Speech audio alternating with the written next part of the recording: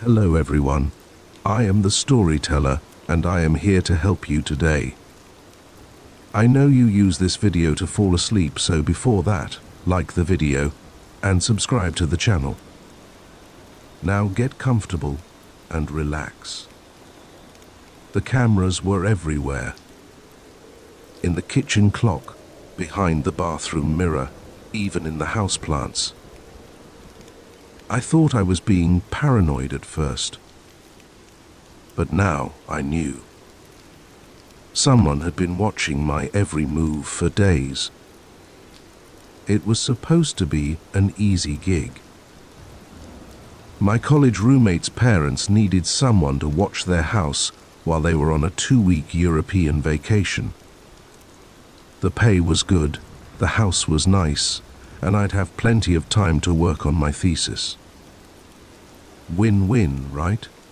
Wrong. The first few days were uneventful. I settled into a routine: wake up, make coffee, work on my laptop for a few hours. Maybe take a swim in the backyard pool if the weather was nice. Pretty cushy, all things considered. It was on the 4th night that I started to feel off, like I was being watched. I'd be sitting on the couch reading and suddenly get the urge to look over my shoulder. Or I'd be in the shower and swear I heard movement on the other side of the curtain. I chalked it up to being alone in a strange house. Nerves. Nothing more. But the feeling persisted, growing stronger each day. Then I found the first camera. I was dusting the mantel. Hey, I take my house-sitting duty seriously. When I noticed something odd about one of the family photos. The frame seemed thicker than the others. Curious. I picked it up to examine it more closely. That's when I saw it. A tiny lens no bigger than a pinhead, hidden in the corner of the frame. My blood ran cold as I realized what I was looking at. Suddenly, all those moments of unease made terrible sense. Heart pounding, I began searching the house more thoroughly. In the next hour, I found 6 more hidden cameras. They were everywhere. The living room, kitchen, my bedroom, even the bathroom. Someone had gone to great lengths to keep every inch of this house under surveillance. But why? And more importantly, who? I considered calling the police, but what would I tell them?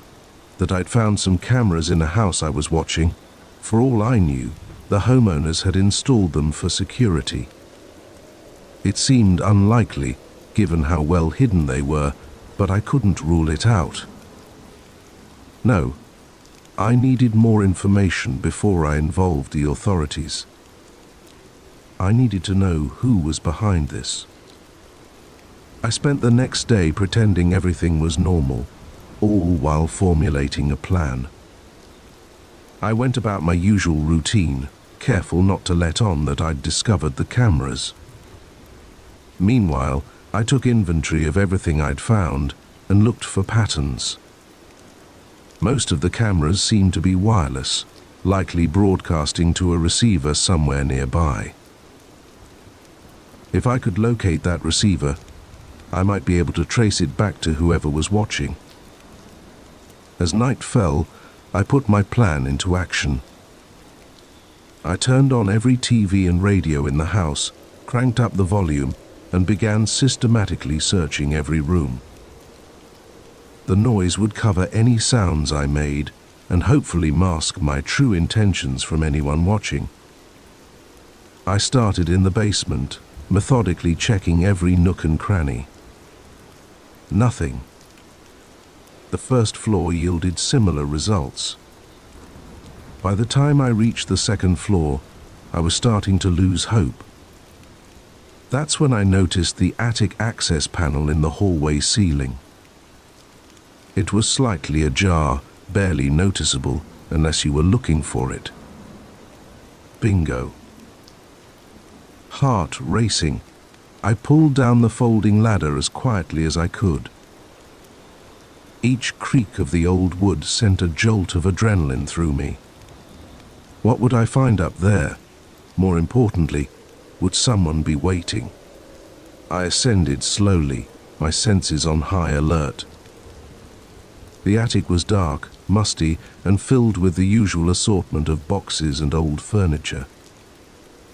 But there, in the far corner, I saw a faint blue glow. Creeping forward, I found what I was looking for. A laptop connected to a series of small monitors. Each screen showed a different room of the house.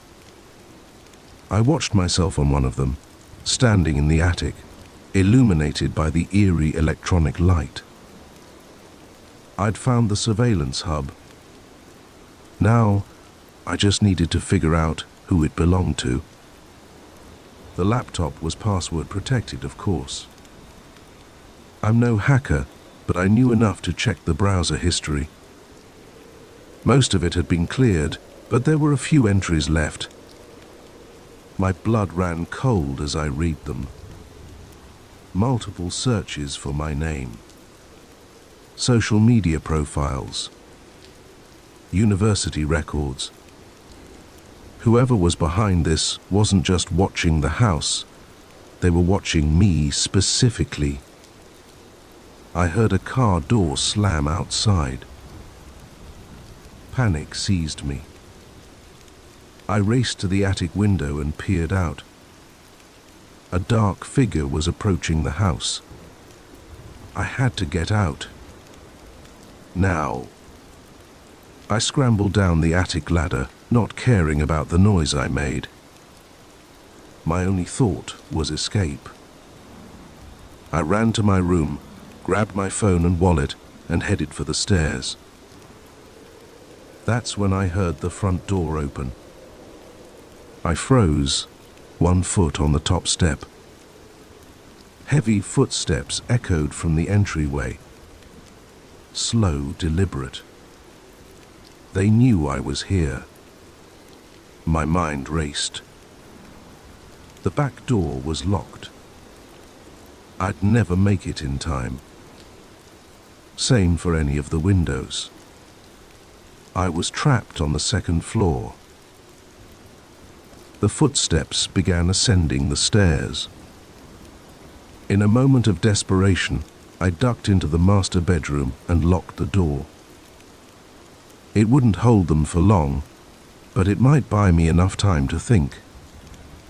I could hear them in the hallway now, trying doors.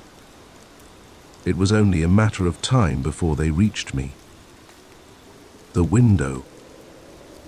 It was my only chance. I ran to it and threw it open.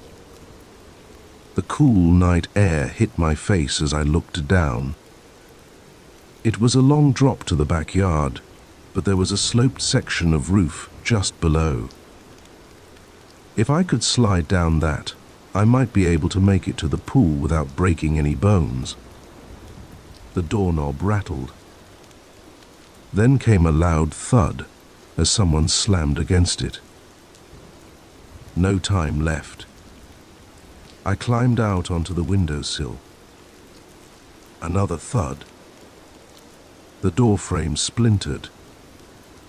I took a deep breath and let myself fall. The roof tiles were rough against my skin as I slid down, desperately trying to control my descent. I hit the gutter hard, flipping over the edge and plummeting the last few feet. I landed in the pool with a splash, the shock of the cold water driving the air from my lungs. For a moment, I simply floated there, stunned. Then survival instinct kicked in. I swam to the edge and hauled myself out, gasping and coughing. I could hear shouting from inside the house. They knew I'd escaped. Soaking wet and shivering, I ran for the back fence. I managed to scramble over it just as the back door burst open. Flashlight beams cut through the darkness behind me. I ran harder than I've ever run in my life. Through backyards, down alleyways, across streets. I had no destination in mind, just an overwhelming need to put as much distance between myself and that house as possible. Eventually, I found myself in a 24-hour diner on the edge of town. The waitress gave me a concerned look as I stumbled in, dripping wet and wild-eyed. I must have been quite a sight. "Honey, are you all right?" she asked, already reaching for the phone. I nodded, still trying to catch my breath. I need to call the police." The next few hours were a blur of questions and statements. I told the officers everything: the cameras, the attic, the intruder. They seemed skeptical at first, but something in my demeanor must have convinced them I was telling the truth. A team was dispatched to the house. They found the cameras, the surveillance equipment in the attic. Everything just as I'd described. But of the intruder, there was no sign. Whoever had been watching me was gone, vanished into the night. The house's owners, reached in Europe, swore they knew nothing about any of it. The investigation was ongoing, they told me, but it might be a while before they had any real answers. In the meantime, I was left to pick up the pieces of my shattered sense of security. I moved in with a friend, unable to bear the thought of being alone. I jumped at every unexpected noise, flinched at every flashing light. Sleep became a luxury I could rarely afford. But worst of all was the lingering question that haunted my every waking moment. Why me? What had made me the target of such an elaborate scheme, and were they still out there, watching, waiting for another opportunity? I don't know if I'll ever feel truly safe again. The world seems darker now, full of hidden dangers and unseen eyes, but I survived. I escaped. And whatever comes next, I'll face it head on. After all, what doesn't kill you makes you stronger, right? I just hope I never have to test that theory again. The moment I saw his thumb jutting out from the ragged sleeve of his jacket, I knew I should have kept driving. But the rain was coming down in sheets, and something in his eyes made me stop. That decision would haunt me for the rest of my life. It was just past midnight, and I was on my way home from a late shift at the hospital. The highway stretched out before me, empty and dark, visibility reduced to a few feet ahead of my headlights. I was tired, the kind of bone-deep exhaustion that comes from 12 hours on your feet, dealing with other people's emergencies. Maybe that's why I didn't notice the sign sooner. I saw him standing on the shoulder, his form barely visible through the downpour. He was soaked to the skin, his clothes clinging to his thin frame. As I slowed down, he turned towards me, his face lighting up with hope. I rolled down the passenger window a crack. "Where you headed?" I called out over the sound of rain hammering my car roof. "Just down the road a ways," he replied, his voice surprisingly soft. "My car broke down, and I'm trying to get to the next town. I'd be real grateful for a ride." I hesitated for a moment. Every instinct told me to drive on, to leave this stranger in my rearview mirror. But the rain showed no signs of letting up, and I couldn't bring myself to leave someone stranded in this weather. "Hop in," I said, unlocking the door. He slid into the passenger seat. bringing with him the smell of wet clothes and something else I couldn't quite place. "Thanks, man," he said, flashing me a grateful smile. "You're a lifesaver." I pulled back onto the road, windshield wipers working overtime against the deluge. "I'm Mark," I offered, trying to dispel the awkward silence that had settled between us. "John," he replied, rubbing his hands together for warmth. "Really appreciate this. Not many people would stop on a night like this." We drove in silence for a few minutes, the rhythmic swish of the wipers the only sound. I snuck glances at John when I could. He was younger than I'd initially thought, probably in his mid-20s. His clothes were worn but clean, and he had an almost boyish look about him. "So, what happened to your car?" I asked, more to fill the silence than out of real curiosity. John shrugged. "Old piece of junk finally gave up the ghost. I was hoping to make it to my sister's place, but..." He trailed off, staring out the window at the rain-slicked darkness. Something about his story didn't quite add up, but I couldn't put my finger on why. I chalked it up to my exhaustion and focused on the road ahead. We had been driving for about 20 minutes when John spoke again. "Mind if we take a little detour? There's a turn-off coming up that'll get us there quicker." I frowned. "I thought you said you were headed to the next town?" "Yeah, my sister lives just outside it." "This way's faster, trust me." Against my better judgment, I took the exit he indicated. The road narrowed, winding through dense forest. The rain, if anything, seemed to intensify. "You sure this is the right way?" I asked, anxiety beginning to gnaw at the edges of my mind. John nodded, his eyes fixed on the road ahead. "Just a little further." We drove on, the trees pressing in on either side. I was about to suggest turning back when John suddenly said, "Pull over here." I slowed the car, peering through the rain-streaked windshield. There was nothing but trees and darkness. "Here?" "There's nothing." The words died in my throat as I felt something cold and hard press against my ribs. I turned slowly to see John holding a knife, all traces of his earlier friendliness gone. "Turn off the engine and give me the keys," he said, his voice low and dangerous. My heart was pounding so hard I was sure he could hear it over the rain. With shaking hands, I did as he said. "Now get out of the car." Slowly. I opened the door, the sound of the rain intensifying as I stepped out into the downpour. John followed, keeping the knife trained on me. "What do you want?" I managed to ask, my voice barely above a whisper. He smiled, but it was nothing like the warm grin he'd given me earlier. This was the smile of a predator.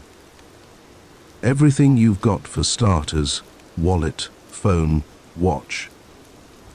Then we're going to take a little walk." I handed over my belongings, my mind racing. We were miles from anywhere, in the middle of a storm. Even if I could overpower him, where would I go? John gestured with the knife towards the trees. "Start walking." I trudged through the underbrush, branches whipping at my face, mud sucking at my shoes. The rain had soaked through my clothes in seconds, leaving me shivering and miserable. John followed close behind, occasionally prodding me with the knife to keep me moving. After what felt like hours, but was probably only 20 minutes, we came to a small clearing. In the center stood a dilapidated cabin, its windows dark and empty. "Inside," John ordered, giving me a rough shove towards the door. The interior of the cabin was musty and damp, with moldy furniture and peeling wallpaper. A battery-powered lantern sat on a rickety table, casting eerie shadows around the room. "Sit," John said, pointing to a chair in the corner. As I sank into it, he pulled a length of rope from a duffel bag I hadn't noticed before. "Hands behind your back." As he tied me to the chair, I finally found my voice again. "Why are you doing this?" John finished the knot and stepped back, regarding me with cold eyes. "Why does anyone do anything? Money, power, survival. Take your pick." He began pacing the small room, twirling the knife between his fingers with disturbing skill. "You see, Mark, it is Mark, right? I found that people like you, good Samaritans, are the easiest marks. You're so eager to help, so trusting. It makes my job so much simpler." "Your job?" I echoed, a chill running down my spine that had nothing to do with my wet clothes. He grinned, that predatory smile that made my stomach churn. "Oh yes, this isn't my first rodeo, as they say, but don't worry, you're not special, just in the wrong place at the wrong time." My mind was reeling. How many others had there been? How many good intentions had led to situations like this? "What are you going to do with me?" John shrugged, leaning against the wall. "That depends on you, really. See, I've got a bit of a system worked out. First, we'll call your bank, have you transfer all your funds to an account I control. Then we'll move on to credit cards and loans, anything we can squeeze out of you." He paused, fixing me with a stare that made my blood run cold. "After that, well, that's where you get to make a choice. You can either disappear, start a new life somewhere far away, and never breathe a word of this to anyone, or..."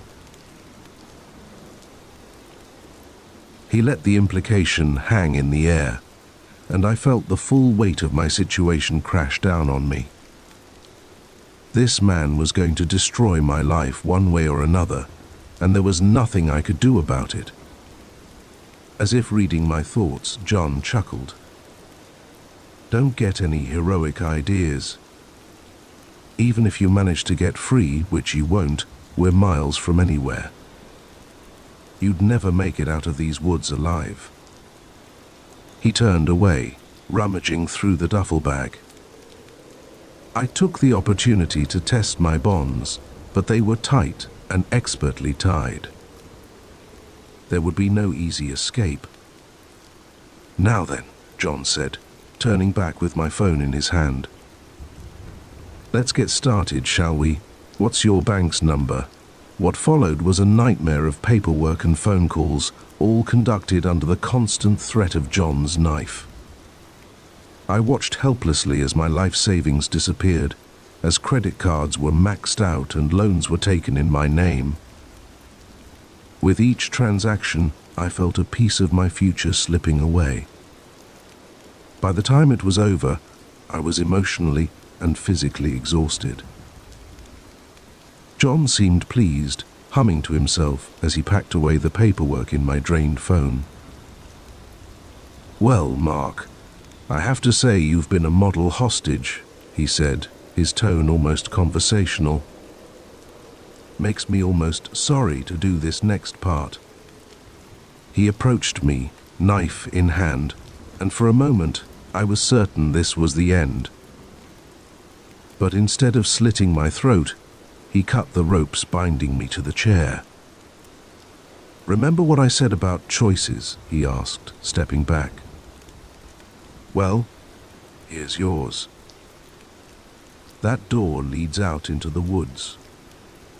If you're lucky, you might find your way back to civilization.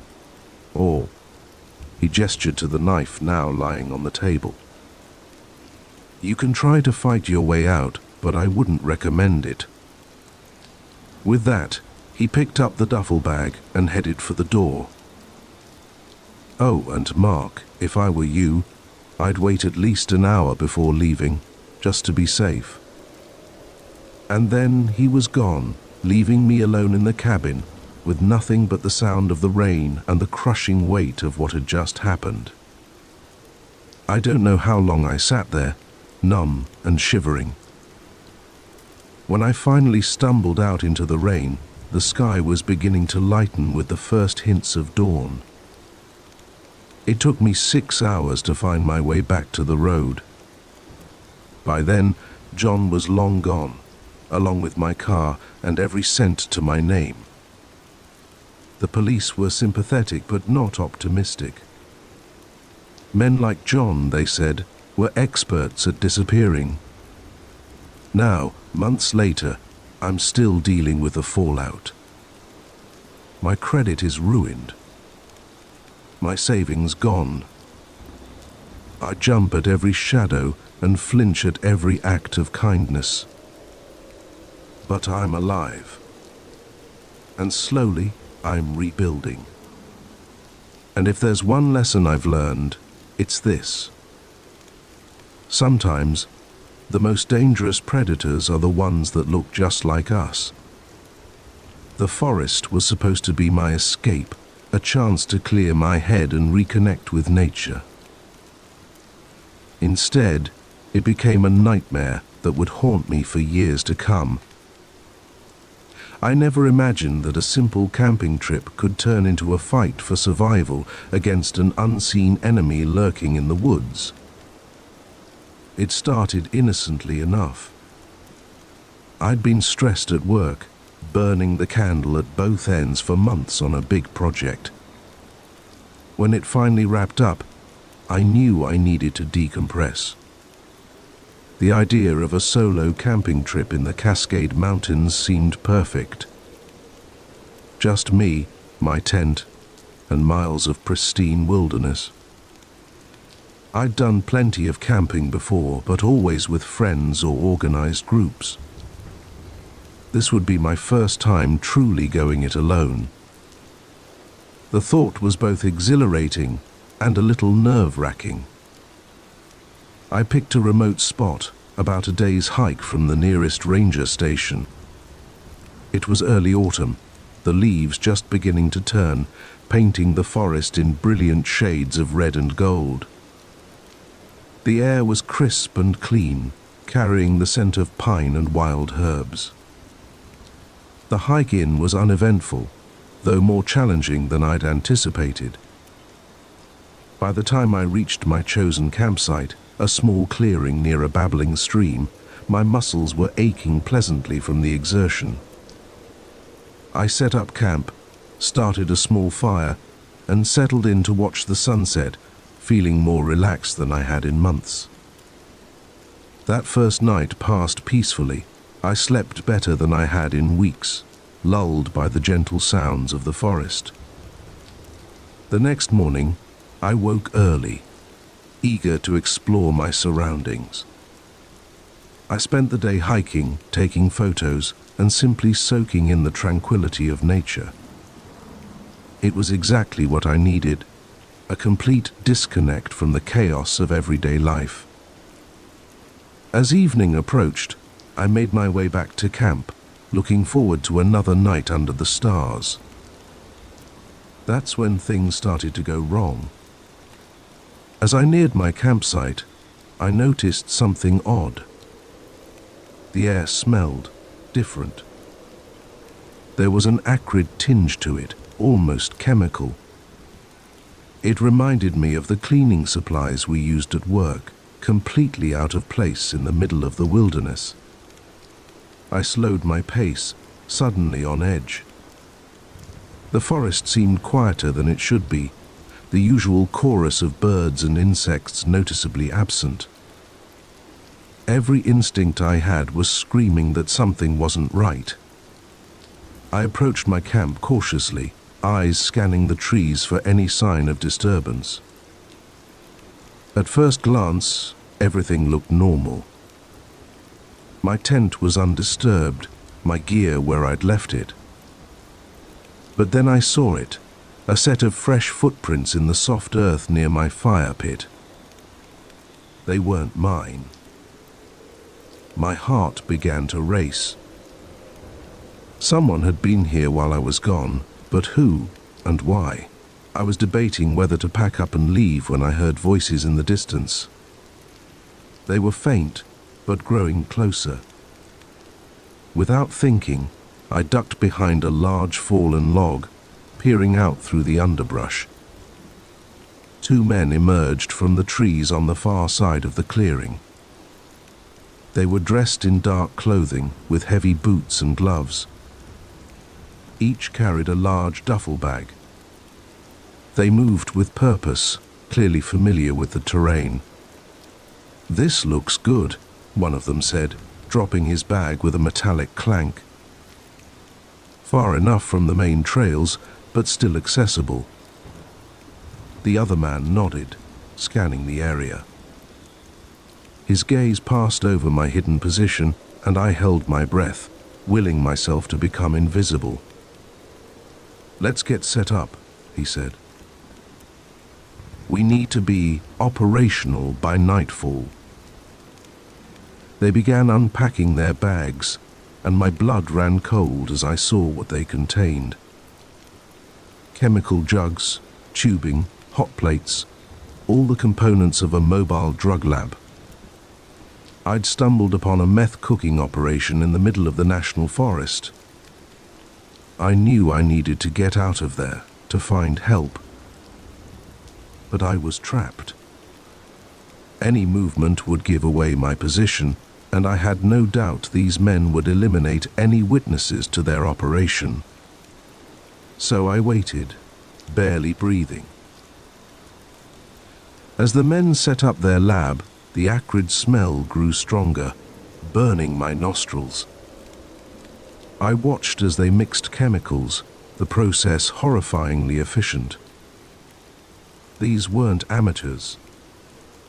This was a professional operation. Hours passed.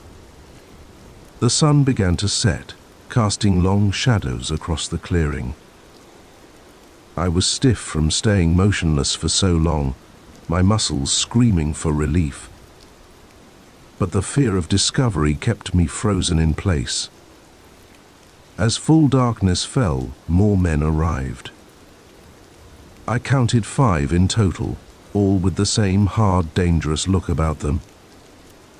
They spoke in low voices, discussing distribution routes and meeting points. I realized I was overhearing details of a major drug trafficking operation. I must have shifted slightly, trying to ease the cramp in my leg. A twig snapped beneath me, the sound deafening in the quiet night. Everyone in the clearing froze. "What was that?" one of the men asked, his hand moving to his waistband where I could see the outline of a gun. "Probably just an animal." Another replied, but he didn't sound convinced. "Check it out," the first man ordered. "We can't take any chances." 2 of them began moving in my direction, flashlights sweeping the underbrush. I knew I couldn't stay hidden. It was only a matter of time before they found me. I had to run. Taking a deep breath, I exploded from my hiding spot, sprinting for the trees on the far side of the clearing. Shouts erupted behind me, followed by the sound of pursuing footsteps. I ran blindly through the forest, branches whipping at my face, roots threatening to trip me with every step. I could hear them behind me, gaining ground. They knew these woods better than I did, and they were fresher, not stiff from hours of hiding. A gunshot rang out, the bullet whizzing past my ear to embed itself in a nearby tree. The sound spurred me to greater speed, adrenaline flooding my system. I had no plan, no destination in mind. My only thought was to put as much distance between myself and those men as possible, but I knew I couldn't keep running forever. I needed to hide, to somehow throw them off my trail. Ahead, I saw the ground sloping downward. The sound of rushing water reached my ears. The stream I'd camped near must widen into a river somewhere ahead. An idea formed, born of desperation. I angled towards the sound of water, pushing myself to my absolute limit. The shouts behind me were growing closer. Another shot rang out, closer this time. Then suddenly the trees opened up, and I was at the edge of a cliff. Below, maybe 30 feet down, I could see the river, swollen with recent rains, churning white in the moonlight. I didn't hesitate. As another bullet sparked off the rocks near my feet, I launched myself off the cliff. The fall seemed to last forever. Then I hit the water with a shock that drove the air from my lungs. The current immediately swept me downstream, tumbling me over and over. I fought to the surface, gasping for air, then let myself be carried along, using what little strength I had left to keep my head above water. I don't know how long I was in the river. It could have been minutes or hours. Eventually, the current slowed, and I managed to drag myself onto a pebbly beach. I lay there for a long time, shivering and coughing up water, too exhausted to move. When I finally found the strength to stand, I realized I had no idea where I was. My clothes were soaked, I had no supplies, and I was hopelessly lost in the wilderness. But I was alive, and free from those men. I picked a direction and started walking, knowing that if I followed the river downstream, I'd eventually reach civilization. It took 2 days of hard hiking, foraging for berries and drinking river water before I stumbled onto a hiking trail. From there it was another day to the ranger station. The rangers were shocked by my appearance and my story. They immediately called in state police and DEA agents. A massive manhunt was launched.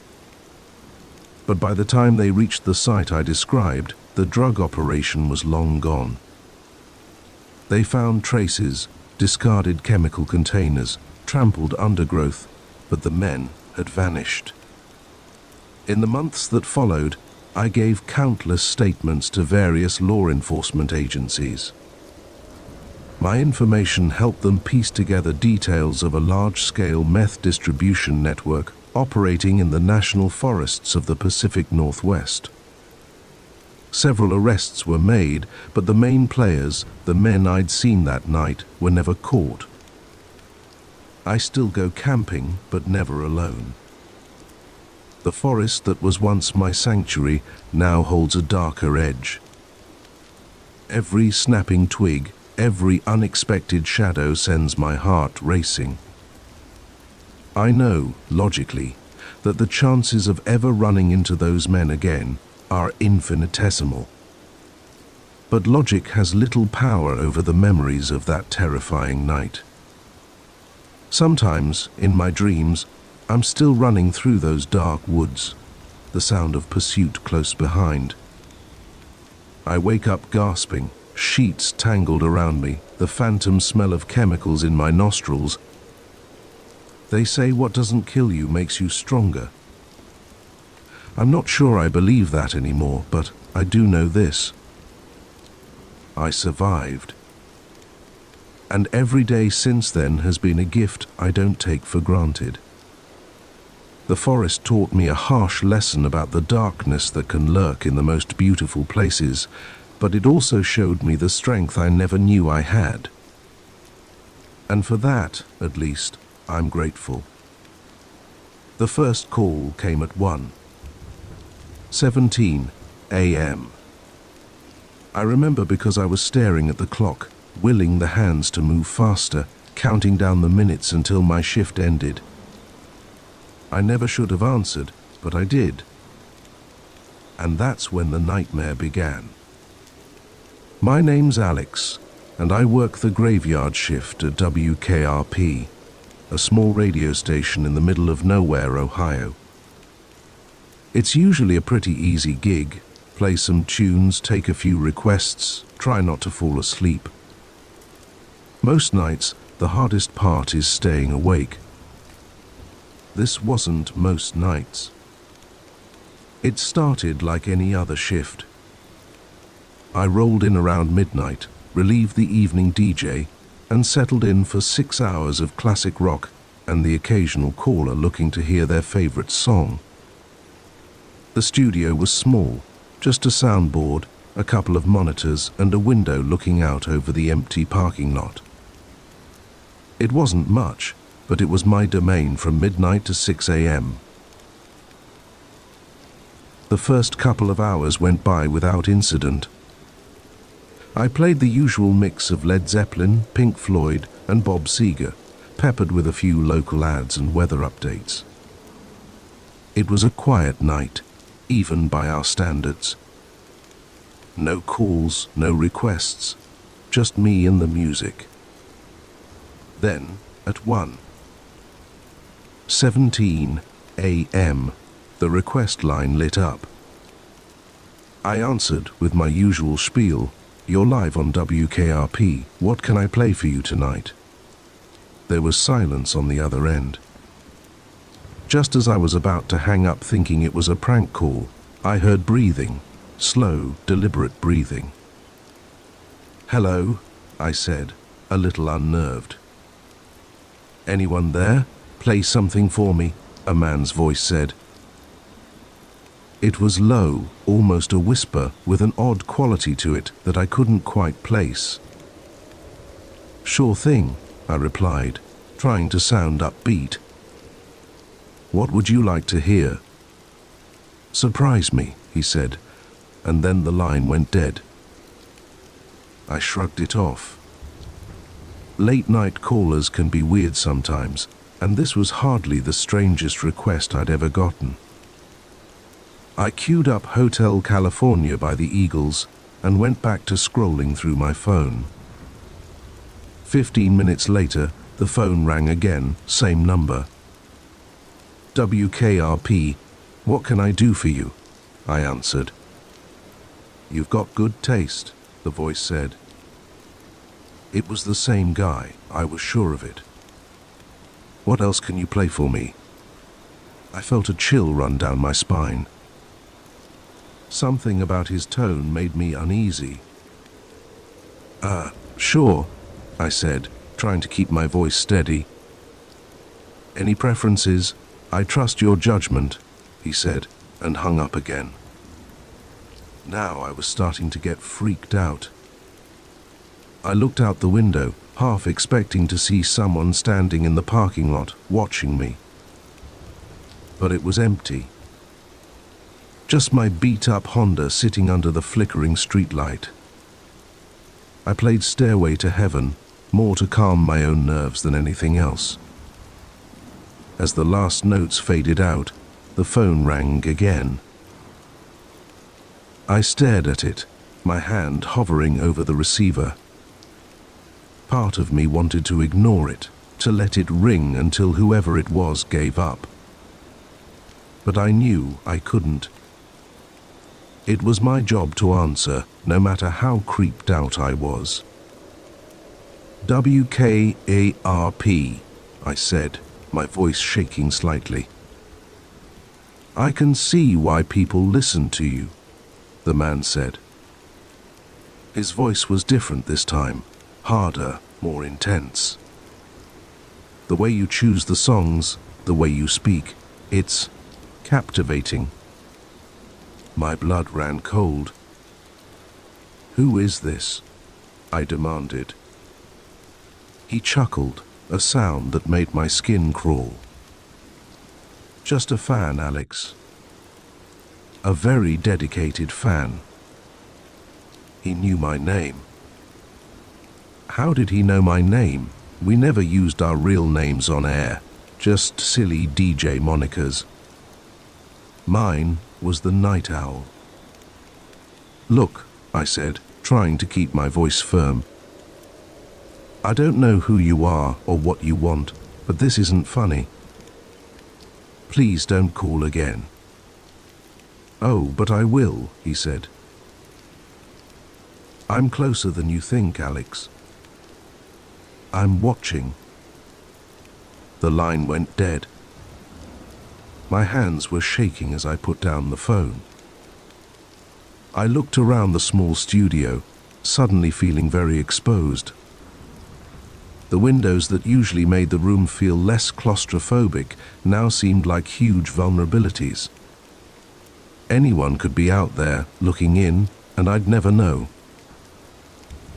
I tried to shake it off, to convince myself it was just some creep getting his kicks by scaring the late-night DJ. But I couldn't shake the feeling of eyes on me, watching my every move. The next hour passed in a blur of paranoia. I jumped at every sound, peered out the window at every shadow. The phone remained silent, but somehow that was worse. The anticipation was killing me. At 3:02 a.m., it rang again. I answered without speaking. You should be more careful, Alex, the voice said. It was calm, almost soothing, which somehow made it even more terrifying. You never know who might be listening or watching. What do you want? I whispered. To play a game, he replied. It's simple. I'll give you a choice of songs to play. If you choose correctly, nothing happens. Choose wrong, and well, let's just say the consequences will be unpleasant.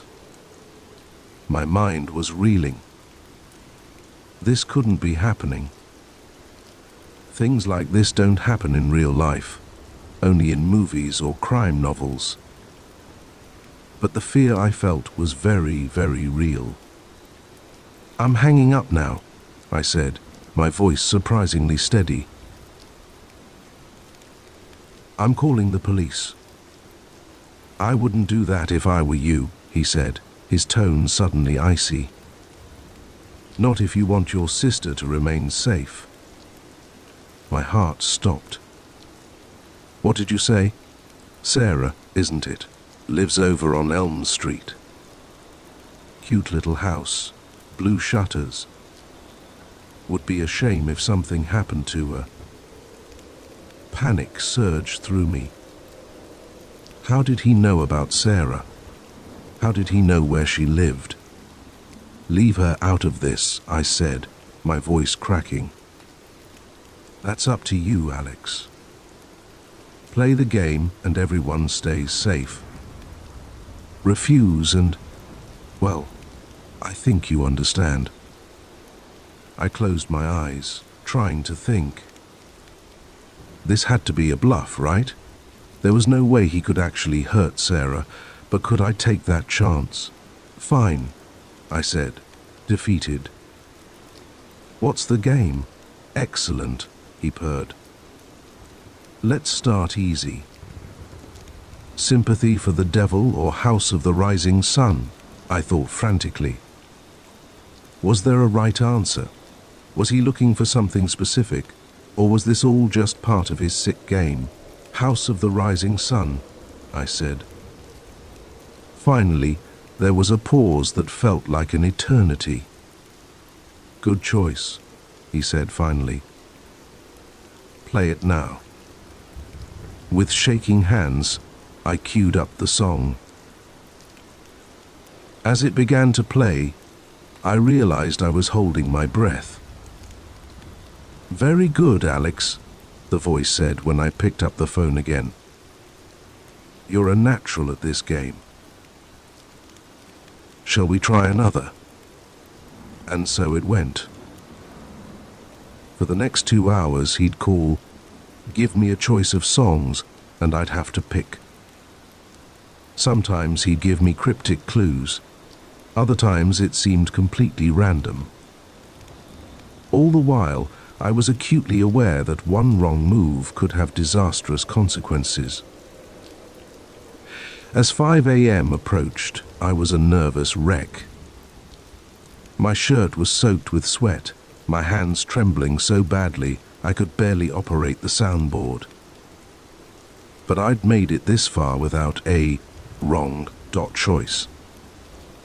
The phone rang one last time. "You've done well, Alex," the voice said. "I'm impressed. But now it's time for the final round. Get this right and it all ends. Get it wrong and, WL, I think you know what happens." I swallowed hard. What's the choice? Don't Fear the Reaper or Stairway to Heaven? Choose carefully. I froze.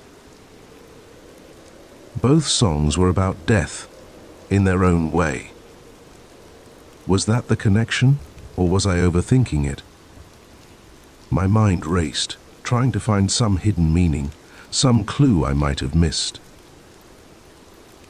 In the end, I went with my gut. "Stairway to Heaven," I said, my voice barely above a whisper. The silence that followed was the longest of my life.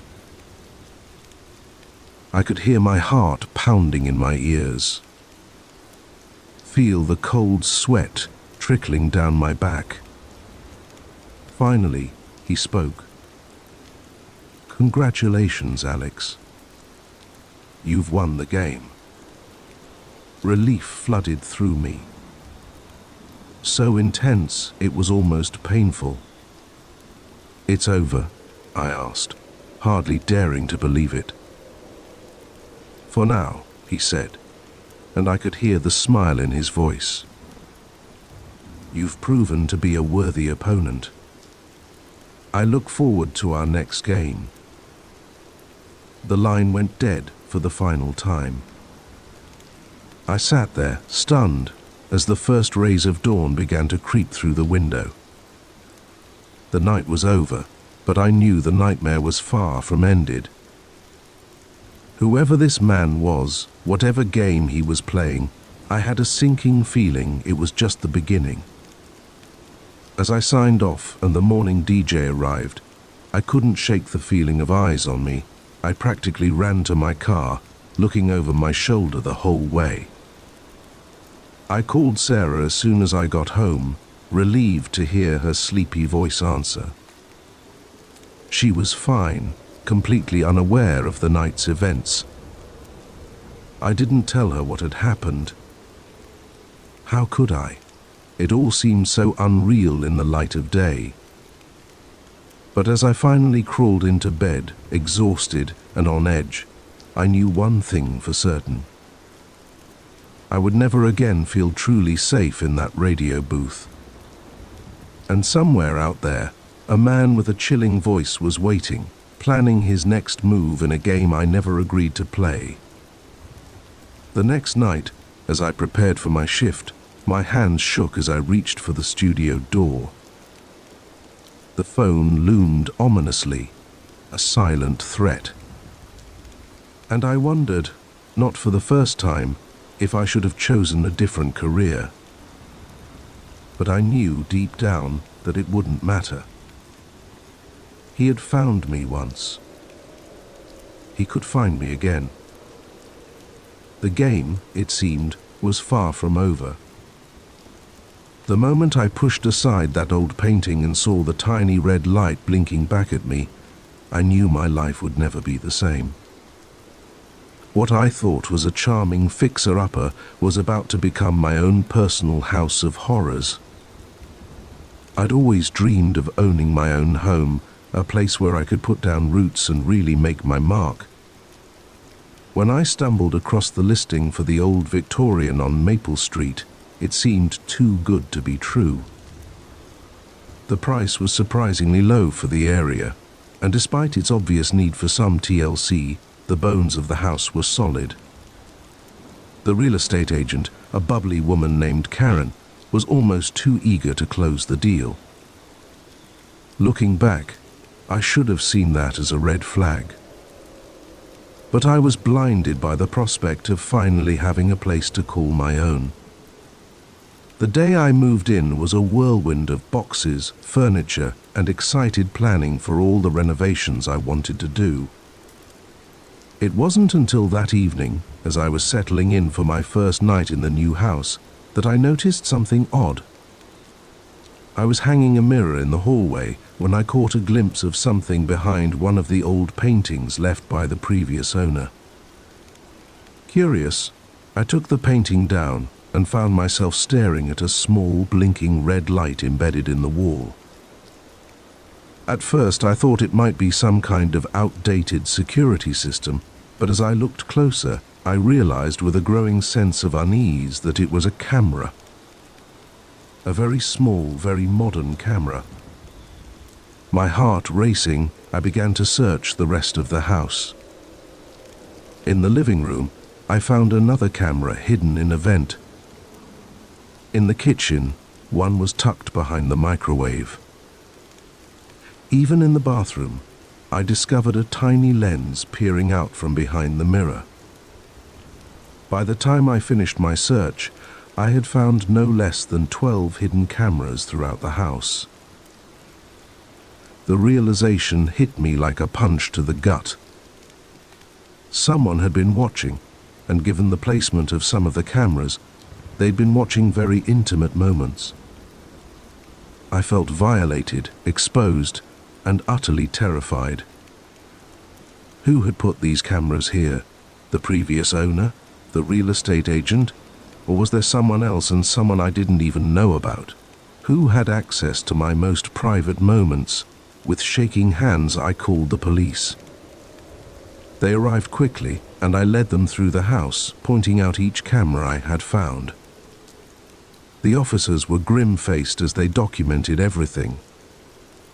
They told me they'd need to bring in a specialist to remove the cameras and analyze them for any clues about who might have installed them. As they worked, I sat on my front porch, trying to process what was happening. The home I had been so excited about just hours ago now felt tainted. Unsafe. I couldn't stop thinking about all the things I had done since moving in. All the private moments that might have been captured and viewed by God knows who. The police finished their initial investigation around midnight. They advised me to stay somewhere else for the night while they continued to process the scene. I nodded numbly, threw some clothes in a bag, and drove to a nearby hotel. I barely slept that night, my mind racing with questions and fears. Who was watching me? What did they want? And most terrifyingly, were they still out there? The next morning, I met with a detective at the police station. She was a stern-looking woman named Rodriguez, with kind eyes that contrasted with her no-nonsense demeanor. "Miss Johnson," she began, "I'm not going to sugarcoat this. The situation is serious. The cameras we found in your home are high-end, professionally installed. This wasn't some peeping Tom with a hobby. Whoever did this knew what they were doing." I felt my stomach drop. "Do you know who it was?" I asked, dreading the answer. Detective Rodriguez shook her head. "Not yet, but we're working on it. We've pulled the property records, and we're looking into everyone who's had access to the house in the past few years. Previous owners, real estate agents, maintenance workers, everyone." She paused, fixing me with a serious look. "In the meantime, I have to ask, Is there anyone who might want to watch you? An ex-partner, perhaps? Someone you've had trouble with? I shook my head, feeling a bit offended at the implication. No, nothing like that. I'm pretty boring, honestly. I can't imagine why anyone would want to spy on me. Rodriguez nodded, seemingly satisfied with my answer. All right, well, we'll keep digging. In the meantime, we've removed all the cameras we could find. We'll have a team do another sweep to make sure we didn't miss anything. But Ms. Johnson, I have to be honest with you. Your house is now a crime scene. It might be a while before you can move back in.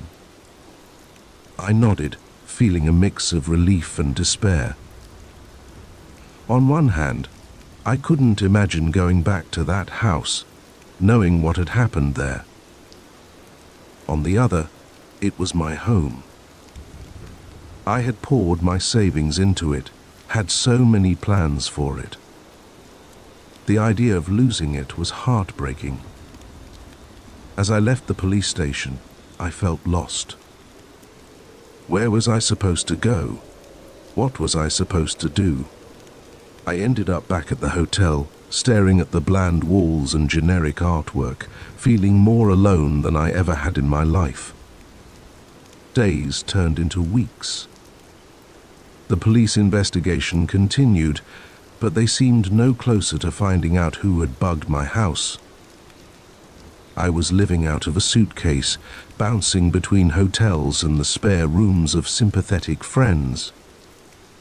My life was on hold, and the constant state of uncertainty was taking its toll. It was during this time that I started noticing other strange things. Calls from unknown numbers that would hang up as soon as I answered, a car that seemed to be parked on my street every time I drove by the house.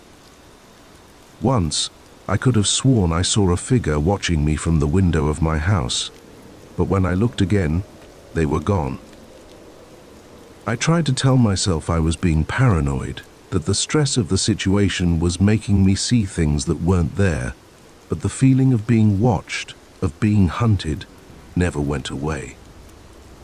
About a month after the discovery of the cameras, Detective Rodriguez called me in for another meeting. As soon as I saw her face, I knew it wasn't good news. "We've hit a dead end," she said, her voice tinged with frustration. The cameras were purchased with cash from various electronic stores across 3 states. The installation was done professionally, but we can't find any record of who might have done it, and the previous owners of the house check out. They're an elderly couple who moved to Florida. They seem just as shocked about this as you are. I felt my last bit of hope drain away. "So what does that mean?" I asked, my voice small. Rodriguez sighed. "It means we don't have enough to go on. We'll keep the case open, of course, but I'm sorry, Mimesis. Johnson, I don't think we're going to be able to find who did this." I left the station in a daze. The idea that I might never know who had violated my privacy, who had turned my dream home into a nightmare, was almost too much to bear. As I drove back to my latest temporary lodging, a thought struck me. If the police couldn't find out who did this, maybe I could. I was, after all, the one who had lived in that house. Maybe there was something I had missed, some clue that only I would recognize. That night, I made a decision. I was going back to the house, not to live there.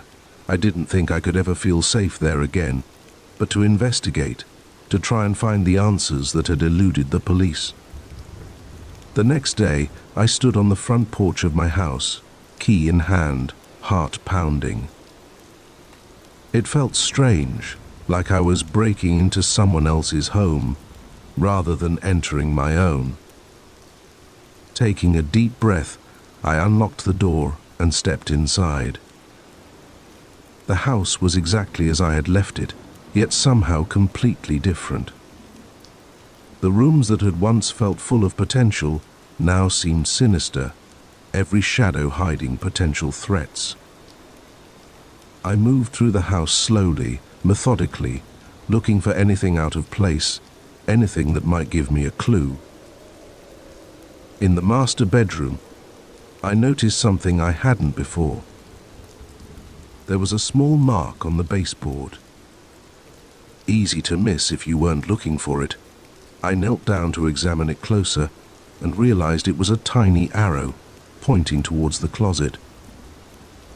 With trembling hands, I opened the closet door. At first, I didn't see anything unusual, but then, in the very back corner, I spotted a seam in the wall that didn't quite match up. I pressed on it, and to my shock, a small panel popped open. Inside was a USB drive. I stared at it for a long moment, my mind reeling. Should I take it to the police? Should I look at it myself? In the end, curiosity won out. I took the drive and hurried out of the house, unable to shake the feeling that I was being watched. Back at my hotel room, I plugged the drive into my laptop. What I found made my blood run cold. It was filled with video files, hundreds of them, dating back years, and they weren't just of me. There were videos of the previous owners, of people I didn't recognize, all going about their private lives, completely unaware they were being recorded. But it was the most recent folder that truly terrified me. It was labeled with my name, and it contained videos not just from inside the house, but from other locations. Me at work, me shopping, me having coffee with friends. The cameras in the house were just the beginning. Whoever was behind this had been following me, recording my every move, and judging by the timestamps on the most recent files, they were still doing it. I slammed the laptop shut, my heart pounding. I had thought finding answers would help, but now I felt more scared than ever. The violation wasn't confined to the house, it had spread to every aspect of my life. As I sat there, trying to decide what to do next, my phone buzzed with a text from an unknown number. With shaking hands, I opened it. The message was simple, but it made my blood run cold. Enjoying the house, Sarah? Don't worry, I'm still watching. Always watching. I realized then that this nightmare was far from over. In fact, it was just beginning.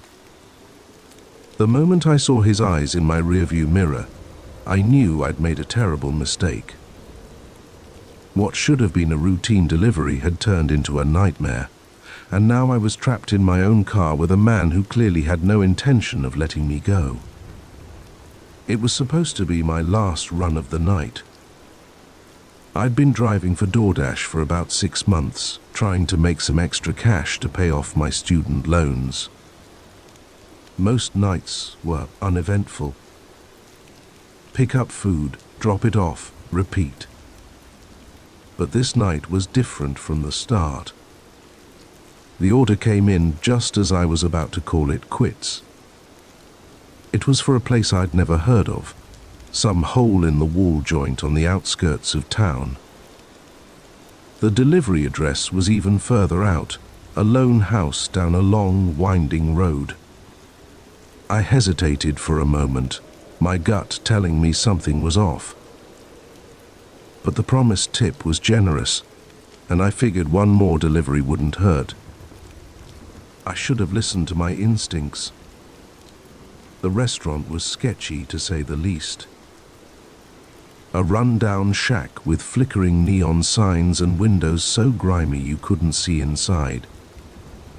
The guy who handed me the food barely looked at me, just shoved a greasy paper bag into my hands and grunted something that might have been, "Have a nice night." As I drove to the delivery address, the houses became fewer and farther between. The road narrowed, twisting through dense woods. My GPS kept losing signal, leaving me to navigate by the vague directions I'd memorized. Finally, I saw it, a solitary mailbox with the right number. The driveway was long and unpaved, leading to a house set far back from the road. No lights were on, and for a moment I considered just leaving the food at the end of the driveway. But I needed that tip, so I steeled my nerves and drove up. The house was old and in disrepair, paint peeling and shutters hanging askew, no cars in sight. I sat in my car for a moment, debating whether to approach. That's when I saw movement in one of the darkened windows. Taking a deep breath, I grabbed the food and got out. The gravel crunched under my feet as I approached the porch, each step feeling heavier than the last. I rang the doorbell, hearing it echo inside the house. For a long moment, nothing happened. Then, slowly, the door creaked open. The man who answered was tall and gaunt, with deep-set eyes that seemed to bore right through me. He smiled, but it didn't reach his eyes. "Ah, my dinner has arrived," he said, his voice oddly formal. "Please, come in. I'll get your payment." Every alarm bell in my head was ringing, but I found myself stepping inside anyway. The interior of the house was as run down as the outside, with peeling wallpaper and the musty smell of decay. The man disappeared into another room, leaving me standing awkwardly in the entryway. I could hear him rummaging around, muttering to himself. That's when I noticed the photos on the wall. They were all of women, dozens of them, in what looked like candid shots. Some seemed to be taken from a distance, as if the subjects didn't know they were being photographed. A chill ran down my spine as I realized many of the photos were of delivery drivers, still in their uniforms. I knew I had to get out of there. Now I turned to leave, but the man was suddenly there, blocking the door.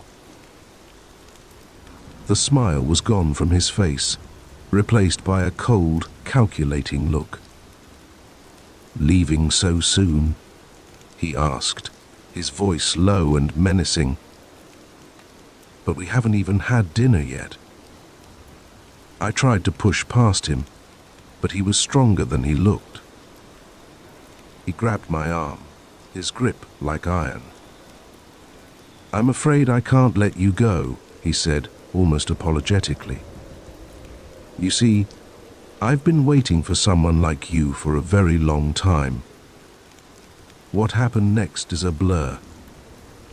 I remember struggling, screaming, the sound of something breaking. Somehow, I managed to break free and run. I could hear him behind me, his footsteps heavy on the old floorboards.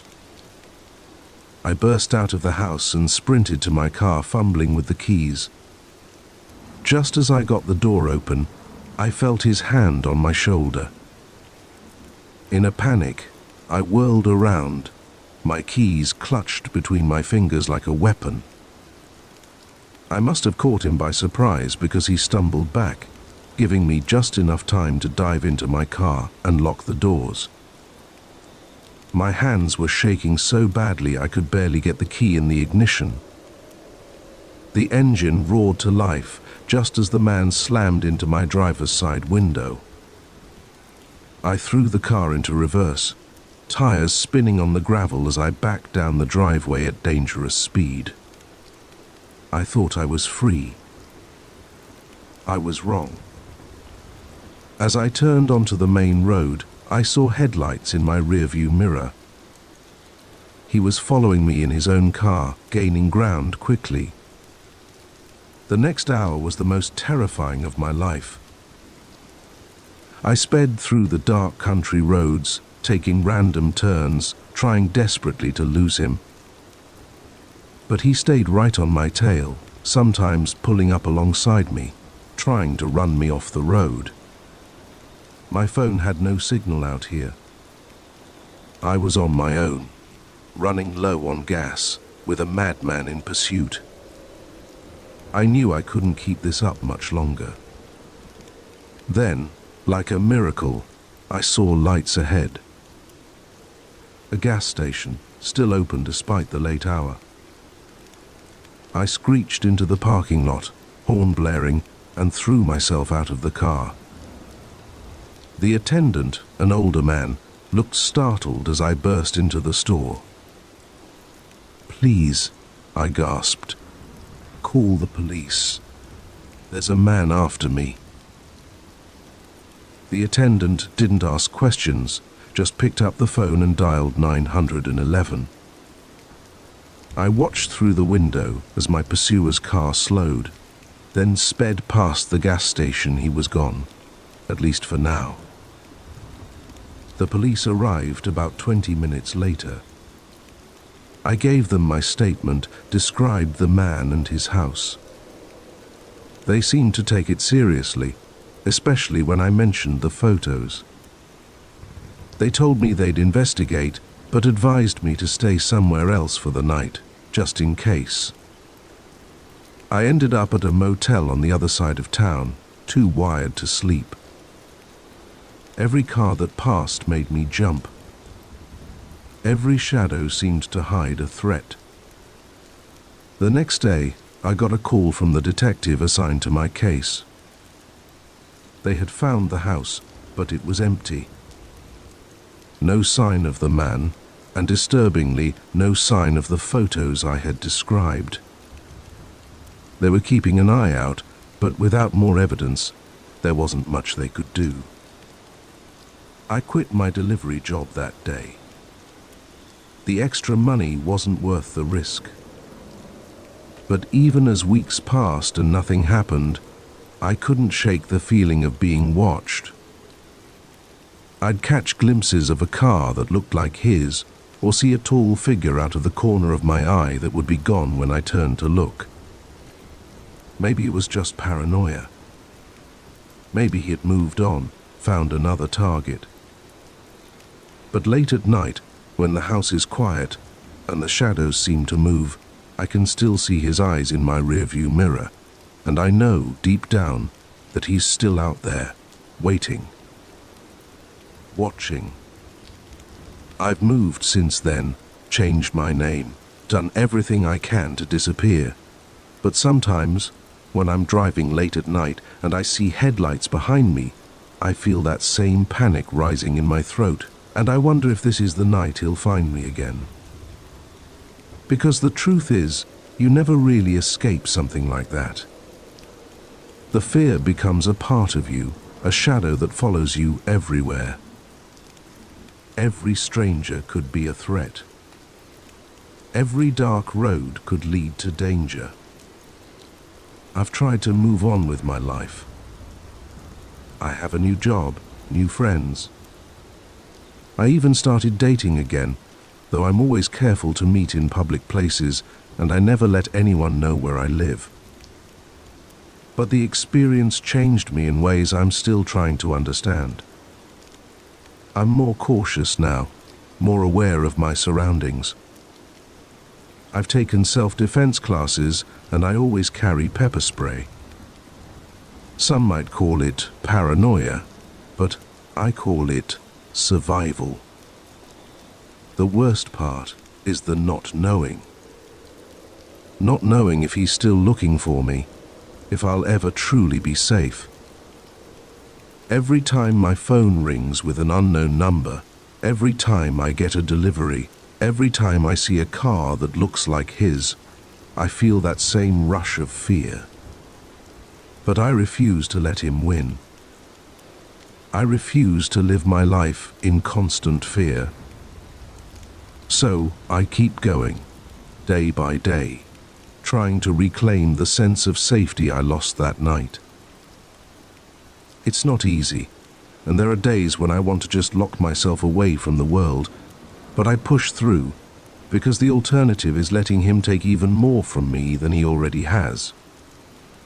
I know now that the world can be a dangerous place, that evil can hide behind a smile and a promise of a generous tip, but I also know that I'm stronger than I ever thought possible.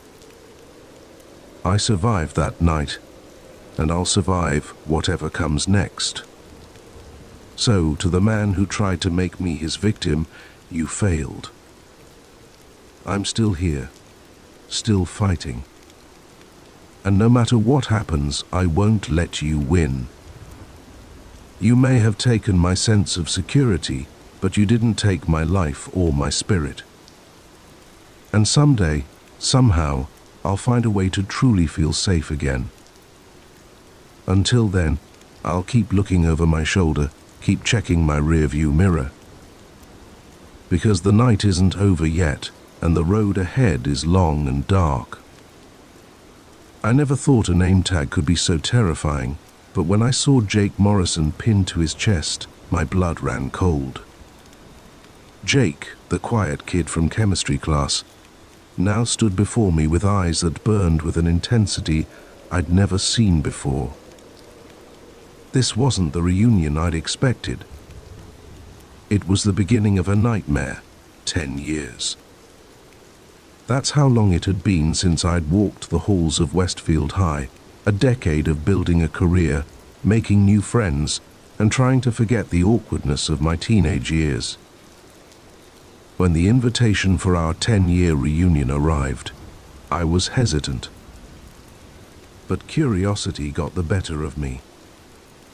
I wanted to see how everyone had changed, to measure my own progress against theirs. It was vanity, plain and simple. If I'd known what was waiting for me, I would have burned that invitation and never looked back. The reunion was held in the school gym, transformed for the night with streamers, balloons, mow, and a sad-looking disco ball. The smell of punch and nostalgia hung heavy in the air. I arrived fashionably late, hoping to make a grand entrance. Instead, I slipped in almost unnoticed, the chatter of 100 conversations washing over me. I recognized faces here and there, the captain of the football team, now sporting an impressive beer gut, the head cheerleader, her smile a little too wide, a little too desperate. Everyone was trying so hard to impress, to show how well they'd done since high school. It was exhausting. I was about to head to the bar for a much-needed drink when I felt a tap on my shoulder. I turned, and there he was, Jake Morrison. Jake had been easy to overlook in high school, quiet, average-looking, always sitting in the back of the class. We'd worked on a few projects together in chemistry, but I couldn't remember ever having a real conversation with him. Now, he stood before me, a wide smile on his face that didn't quite reach his eyes. "Sarah, I was hoping you'd be here," he said, his voice carrying an enthusiasm that felt oddly forced. "Jake, hi," I replied, searching for something to say. "It's been a while." "How have you been?" His smile widened. "Oh, I've been great, really great. I've thought about you a lot, you know." There was something in the way he said it that made my skin crawl, but I brushed it off. After all, this was Jake. Harmless, forgettable Jake.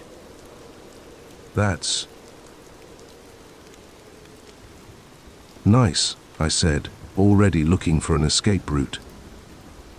"Listen, I was just about to grab a drink. It was good seeing you." I turned to leave, but his hand shot out, gripping my arm with surprising strength. "Let me get that for you," he insisted. "What's your poison?" Before I could protest, he was steering me towards the bar. I could feel the eyes of our former classmates on us, curiosity and confusion evident on their faces. Jake Morrison and Sarah Thompson. Now there was an unlikely pair. As we waited for our drinks, Jake kept up a steady stream of chatter. He knew everything about my life since high school, my job, where I lived, even the name of my cat. It was unnerving. I hadn't posted much of that information online, and I certainly hadn't kept in touch with Jake. "How do you know all this?" I asked, unable to keep the edge out of my voice. He just smiled that unsettling smile. "I like to keep track of old friends," he said, "especially special ones like you." The bartender handed us our drinks, and I took a large gulp of mine, needing the liquid courage. Jake watched me intently, his eyes never leaving my face. I felt like a bug under a microscope. As the night wore on, I tried to mingle with other classmates, but Jake was always there, hovering at the edge of every conversation. When I went to the restroom, he was waiting outside when I emerged. When I stepped out for some air, he appeared at my elbow moments later. "Remember that chemistry project we did together?" he asked as we stood in the cool night air. "The one on chemical reactions?" I nodded, not trusting myself to speak.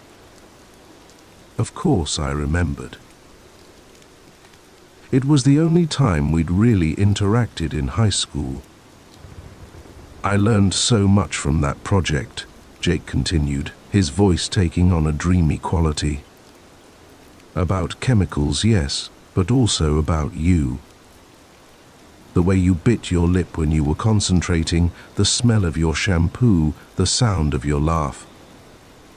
Alarm bells were ringing in my head now. This wasn't normal reminiscing. This was obsession. "Jake," I said carefully.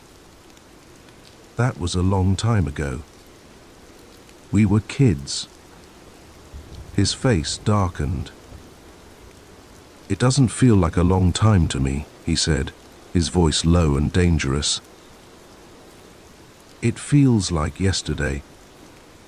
Every day feels like yesterday when I think about you, Sarah." I took a step back, but he matched it, moving closer.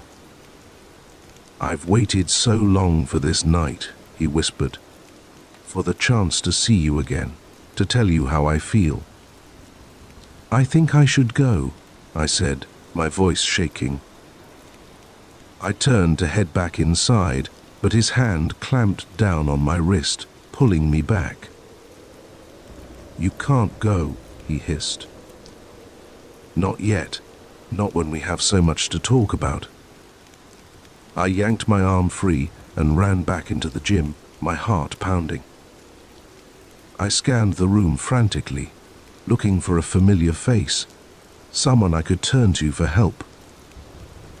But everyone was caught up in their own conversations, their own reunions.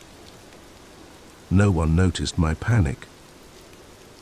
I felt a presence behind me and turned to see Jake, his face a mask of barely contained rage.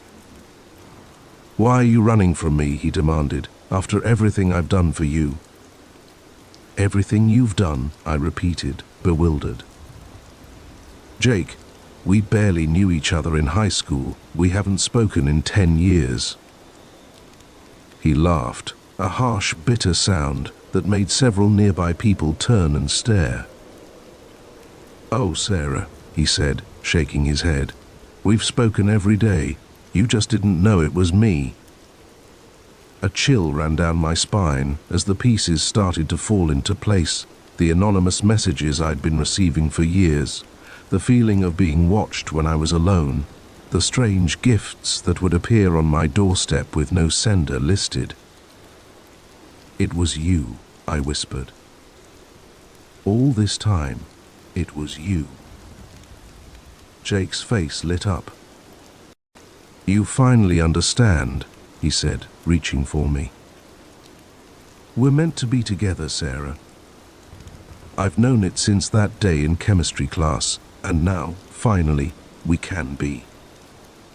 I backed away, bumping into other people, not caring about the scene I was causing.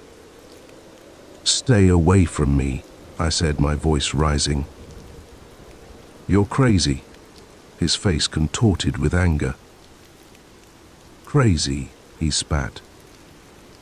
I'm not crazy. I love you. I've loved you for 10 years while you ignored me, while you dated other men, while you lived your life without me.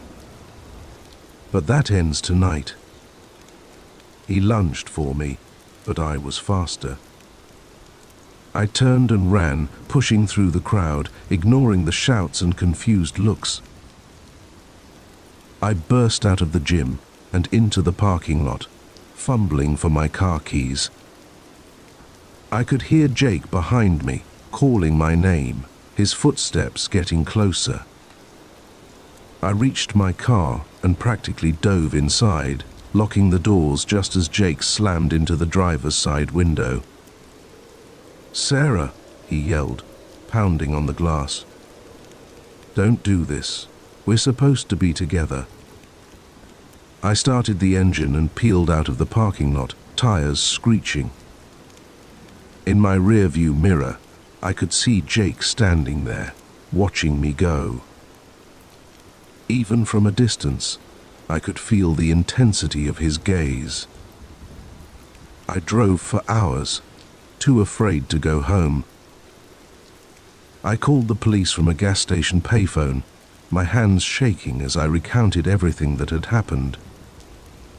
They took my statement and promised to look into it, but I could hear the skepticism in the officer's voice. To them, it probably sounded like a reunion prank gone wrong. But I knew better. I knew that Jake's obsession was real and dangerous. I checked into a motel under a fake name, jumping at every sound, convinced that he would find me. Days turned into weeks. I changed my phone number, deleted my social media accounts, even considered moving to a new city. But the fear remained. Every time I saw a face that looked like Jake's, every time I got a call from an unknown number, the panic would rise in my throat. The police eventually found evidence of Jake's stalking. Hidden cameras in my apartment. A notebook filled with details of my daily routine. He was arrested but made bail. The trial is still pending. Now, I live my life looking over my shoulder. I've learned to be constantly aware of my surroundings, to trust my instincts when something feels off. The carefree girl who walked into that reunion is gone, replaced by someone warier, more cautious. But I refuse to let Jake win. I refuse to let his obsession define my life. I'm seeing a therapist, learning to process the trauma and fear. I'm slowly rebuilding my life. On my own terms. Sometimes, late at night, I think about that chemistry project we did together. How could I have known that a simple high school assignment would lead to this? That the quiet boy in the back of the class would become the monster that haunts my dreams? I don't have answers. But I have determination. Determination to reclaim my life. To find peace despite the fear. Jake may have taken my sense of security, but he can't take my strength. I survived his obsession, his stalking, his attack. I'll survive whatever comes next, because that's who I am now, a survivor, and no reunion, no obsession, no fear can change that. The girl who walked into that gym might be gone one, but the woman who walked out is stronger than ever, and she's ready for whatever comes next. The moment I saw the glint of chrome in my rear-view mirror, I knew this wasn't going to be an ordinary drive home. Little did I know, those motorcycles would turn my quiet country road into a highway to hell. It was just past midnight, and I was driving back from a late shift at the diner where I worked. The road stretched out before me, a ribbon of black cutting through the Texas countryside. The radio was playing some old country song, and I was singing along, my voice competing with the hum of my beaten-up Chevy. I first noticed them about 10 miles outside of town, just a couple of pinpricks of light in my mirror, growing steadily larger. I didn't think much of it at first. This road wasn't exactly busy, but it wasn't unusual to see other drivers, even at this hour. As they got closer, I could make out the outlines of motorcycles. A group of them, maybe 5 or 6. They were moving fast, much faster than the speed limit allowed. I eased over to the right, giving them plenty of room to pass, but they didn't pass. Instead, they formed a V behind my car, like a flock of metal geese. I could hear the roar of their engines now, drowning out my radio. My hands tightened on the steering wheel as I watched them in my mirror. Just a bunch of guys out for a late-night ride, I told myself, trying to calm the unease growing in my stomach. They'll get bored and move on soon. They didn't. For the next 5 miles, they stayed right behind me, never falling back, never trying to pass. I could feel the vibration of their engines through my seat. My palms were sweating now, leaving damp marks on the steering wheel. I tried to focus on the road ahead, but my eyes kept darting to the rearview mirror. In the dim light, I could make out the riders.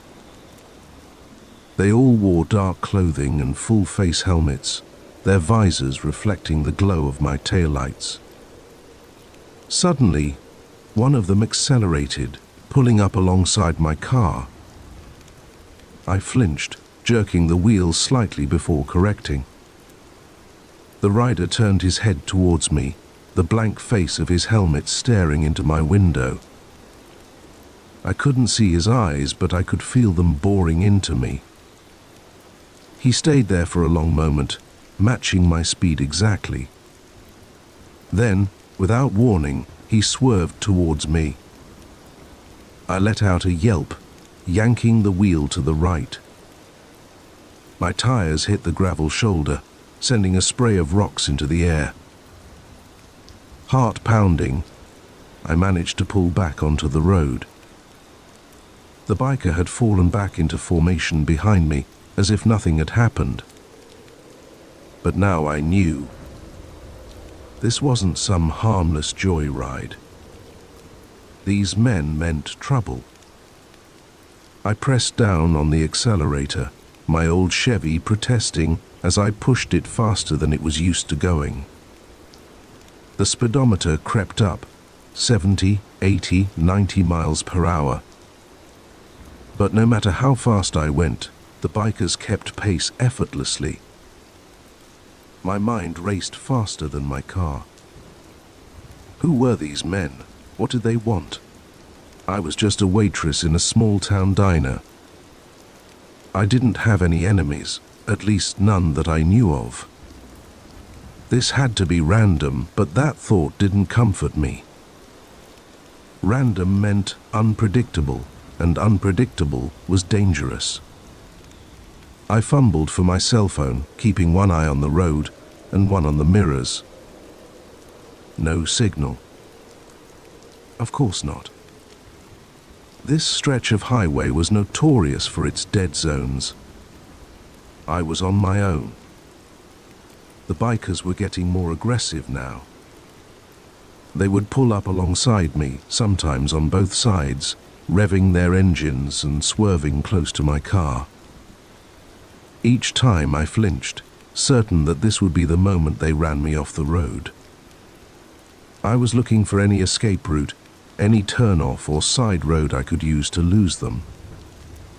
But out here, the options were limited. Miles of farmland stretched out on either side of the highway, broken only by the occasional dirt road leading to some distant homestead. As we crested a hill, I saw a glimmer of hope. The lights of a gas station in the distance. It wasn't much, but it was civilization. Maybe there would be people there, or at least a working phone. I pressed the accelerator to the floor, my car shuddering with the effort. The gas station grew larger in my windshield, a beacon of safety in the darkness. I was going to make it. Then I felt the impact. One of the bikers had pulled up behind me and rammed into my bumper. The jolt sent my car fishtailing, tires squealing as I fought for control. I managed to straighten out, but now they were all around me, a wall of metal and leather hemming me in. They started to close in, tightening their circle. I could hear the scrape of metal as their bikes brushed against my car. My knuckles were white on the steering wheel, tears of fear and frustration blurring my vision. In that moment, staring at the impassive faces of those helmets, I made a decision. If I was going down, I wasn't going to make it easy for them. I slammed on the brakes. The sudden deceleration caught them by surprise. Two of the bikes clipped my rear bumper, sending their riders tumbling onto the asphalt. The others swerved wildly, trying to avoid a collision. Taking advantage of their confusion, I yanked the wheel hard to the right, sending my car careening off the road. I bounced over the uneven ground, my teeth rattling in my head. But I didn't slow down. I could see the gas station's driveway just ahead. I hit the driveway at full speed, the impact almost lifting my car off its wheels. I screeched into the parking lot, brakes screaming as I came to a stop inches from the storefront. Without waiting to see if the bikers had followed, I leaped out of the car and ran for the door. I burst into the store, startling the sleepy-looking clerk behind the counter. "Call the police," I gasped, my voice shrill with panic. "There are men after me." The clerk, to his credit, didn't hesitate. He grabbed the phone and started dialing as I ran to the window, peering out into the darkness.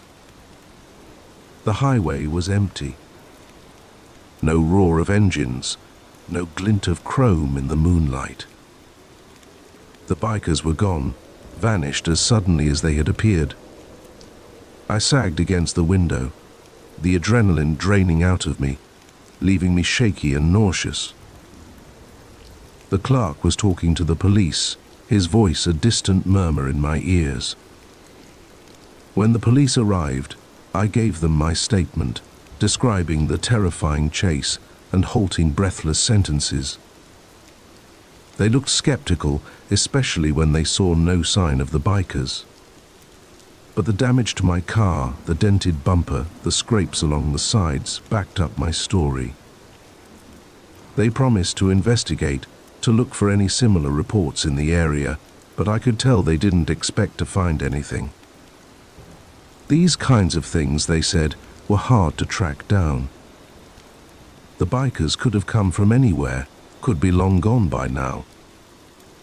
I nodded numbly, not really hearing them. All I could think about was those blank helmet visors reflecting my own terrified face back at me. The police offered to escort me home, but I couldn't face getting back on that highway. Instead, I asked to use the gas station's phone. I called my sister who lived in the next town over. She came to pick me up, her face pale with worry when she saw the state I was in. As we drove away, leaving my battered Chevy in the gas station parking lot, I couldn't stop looking in the mirrors, half expecting to see those headlights appear again. In the days that followed, I jumped at every motorcycle engine I heard. I changed my route to work, sticking to busy streets even though it took longer. I bought a can of pepper spray and kept it in my pocket at all times. The police never found anything. No other reports of motorcycle gangs terrorizing drivers. No accidents involving motorcycles on that stretch of highway. It was as if those men had never existed. Sometimes, late at night, I wonder if I imagined the whole thing. If the stress and fatigue of that late-night drive had conjured up those phantom riders. But then I look at my car, at the dents and scrapes that no insurance company will cover, and I know it was real. I still drive that highway sometimes, I have to, for work, but now I only do it in broad daylight with other cars around. And even then, I can't help but tense up every time I see a motorcycle in my rearview mirror. Because now I know the truth that most people never have to face. Sometimes, the monsters aren't hiding under your bed or in your closet. Sometimes they're out there on the open road, their faces hidden behind reflective visors, waiting for the perfect moment to strike. And when they do, all you can do is drive like hell and pray you make it out alive. The moment I stumbled upon that clearing, I knew I'd made a terrible mistake. The acrid smell of chemicals, the hastily erected tents, the hard-eyed men staring at me. This wasn't just a campsite, it was something far more sinister, and I was in way over my head. I'd always loved the solitude of the forest. As a botanist, it was both my workplace and my sanctuary. The Pacific Northwest, with its dense, misty woods and diverse plant life, was a paradise for someone like me. I'd spent countless hours wandering these forests, cataloguing rare species and basking in the quiet beauty of nature. This expedition was supposed to be like any other. I'd packed my gear, said goodbye to my cat, and headed out into the wilderness for a week-long research trip. My goal was to study a rare species of orchid that was rumored to grow in this particular area. It was exciting work, the kind that could make a career. The first few days were uneventful. I hiked deeper into the forest, setting up camp each night in small clearings or beside babbling streams. I'd found a few promising specimens, carefully documenting each one in my field journal. The weather was perfect, cool and crisp, with just enough sunlight filtering through the canopy to keep the chill at bay. On the fourth day, I decided to venture off the main trail. I'd heard from a local guide that the orchids I was looking for often grew in more secluded areas, away from the beaten path. It was a risk, but one I felt was worth taking for the sake of my research.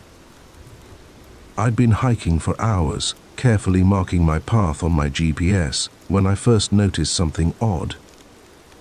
The forest had gone quiet. No birdsong, no rustle of small animals in the underbrush.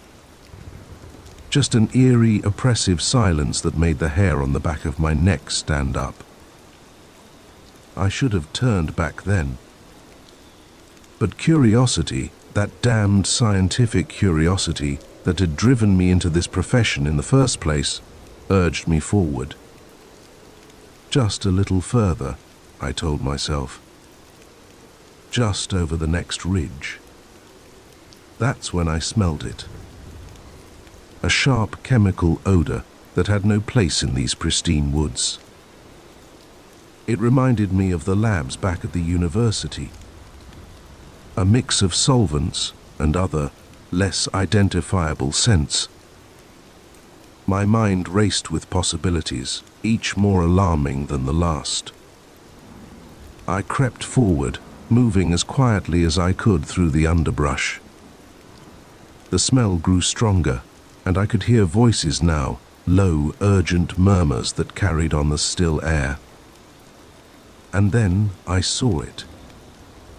The clearing, the tents, the men.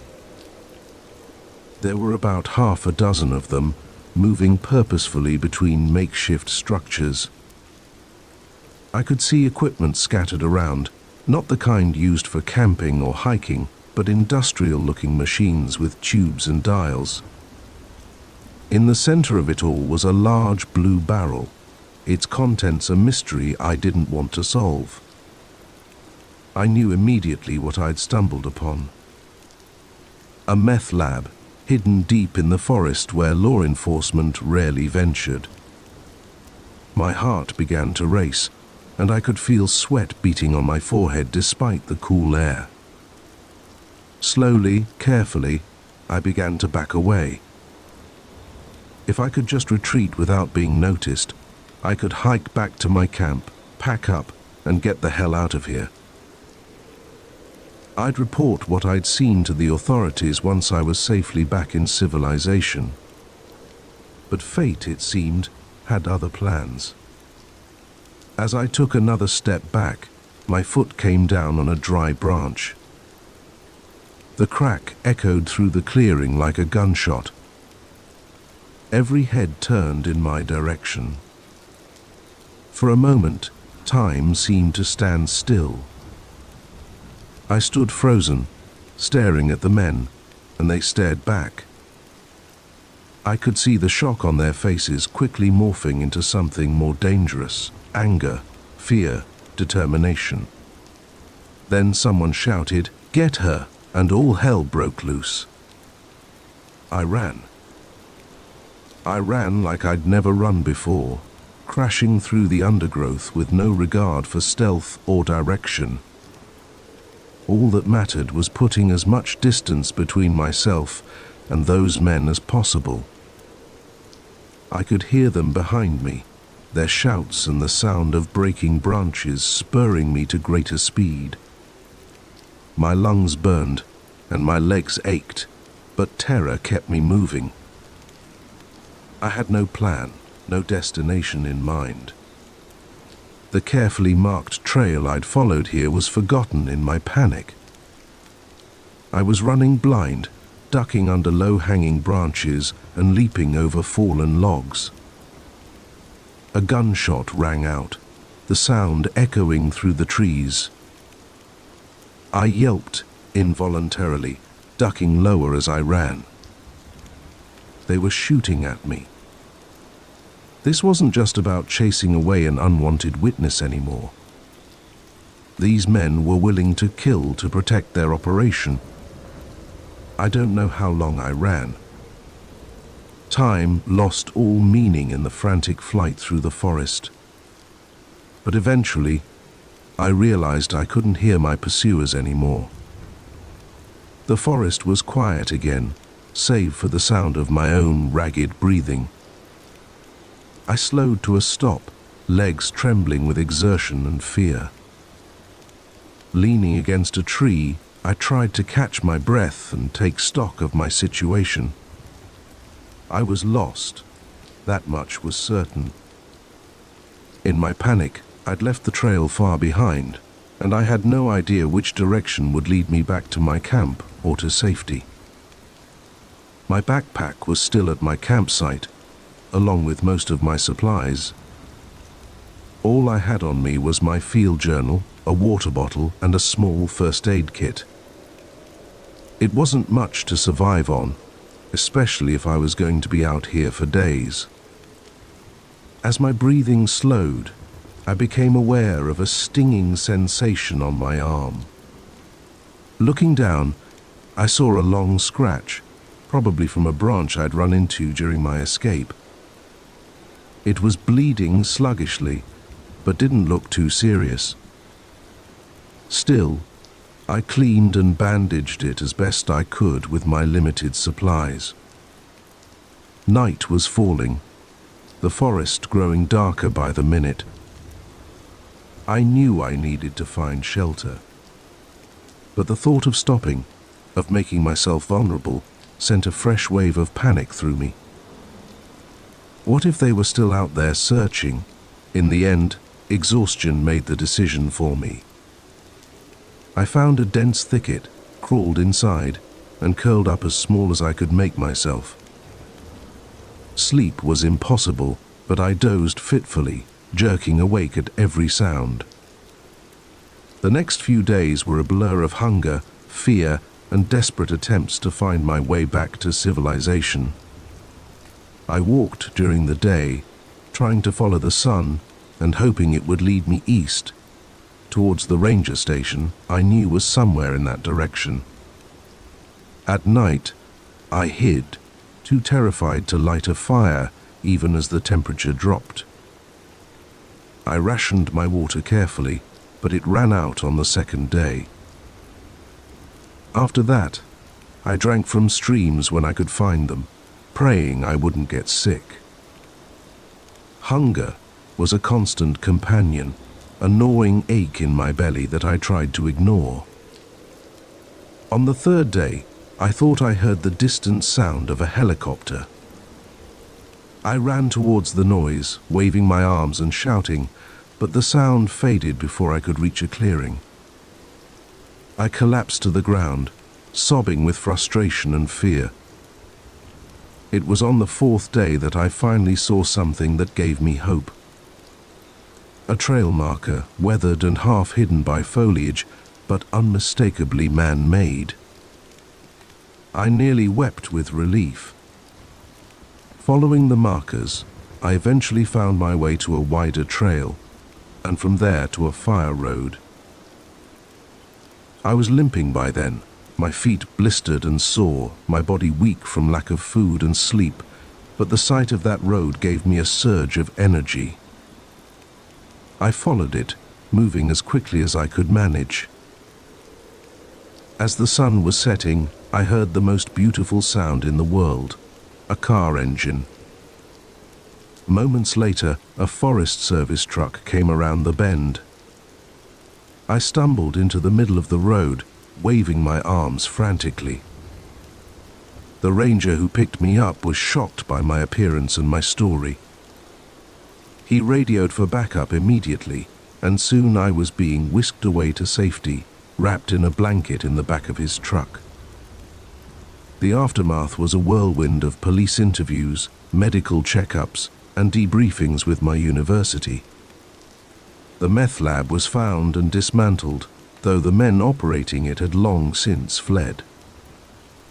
My research was put on hold indefinitely as I recovered from my ordeal. It's been months now, and I still haven't gone back into the deep forest. The thought of those quiet woods, once so comforting, now fills me with dread. I have nightmares about running through endless trees, nameless threats always just behind me. But I'm healing, slowly but surely. I've started doing research in more accessible areas, always with a partner now. And someday, I hope to find the courage to venture back into the deep wilderness. Because despite everything, I still love the forest. It's a part of me, for better or worse. I know now that nature isn't always benign, that dangers can lurk in the most beautiful places. But I also know that I'm stronger than I ever thought possible.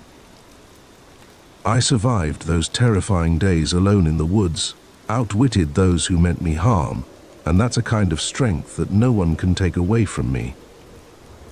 The moment I saw the children's eyes, I knew something was terribly wrong.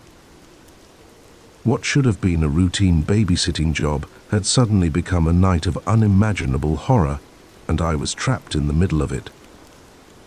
It was supposed to be an easy gig. I'd been babysitting for the Wilson family for months, watching their two kids, Emma, 8, and Tyler, 6, every other Friday night. The Wilsons were always home by midnight. The kids were usually asleep by 9, and I got to pocket some extra cash while catching up on my homework. Win. This particular Friday started like any other.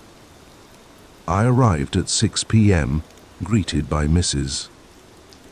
Wilson's hurried instructions as she put on her earrings. Mr. Wilson was already in the car, honking the horn impatiently. Emergency numbers are on the fridge. Kids need to be in bed by 9. No sugar after 7. Mrs. Wilson rattled off, the same speech I'd heard a dozen times before. Oh, and Sarah. The kids have been a bit off lately, probably just a bug going around school. Nothing to worry about, I'm sure. With that cryptic warning, she was gone, leaving me alone with Emma and Tyler. At first, everything seemed normal. We had dinner, mac and cheese, their favorite, and I let them watch some TV while I tackled my calculus homework. But as the evening wore on, I started to notice little things. Odd things.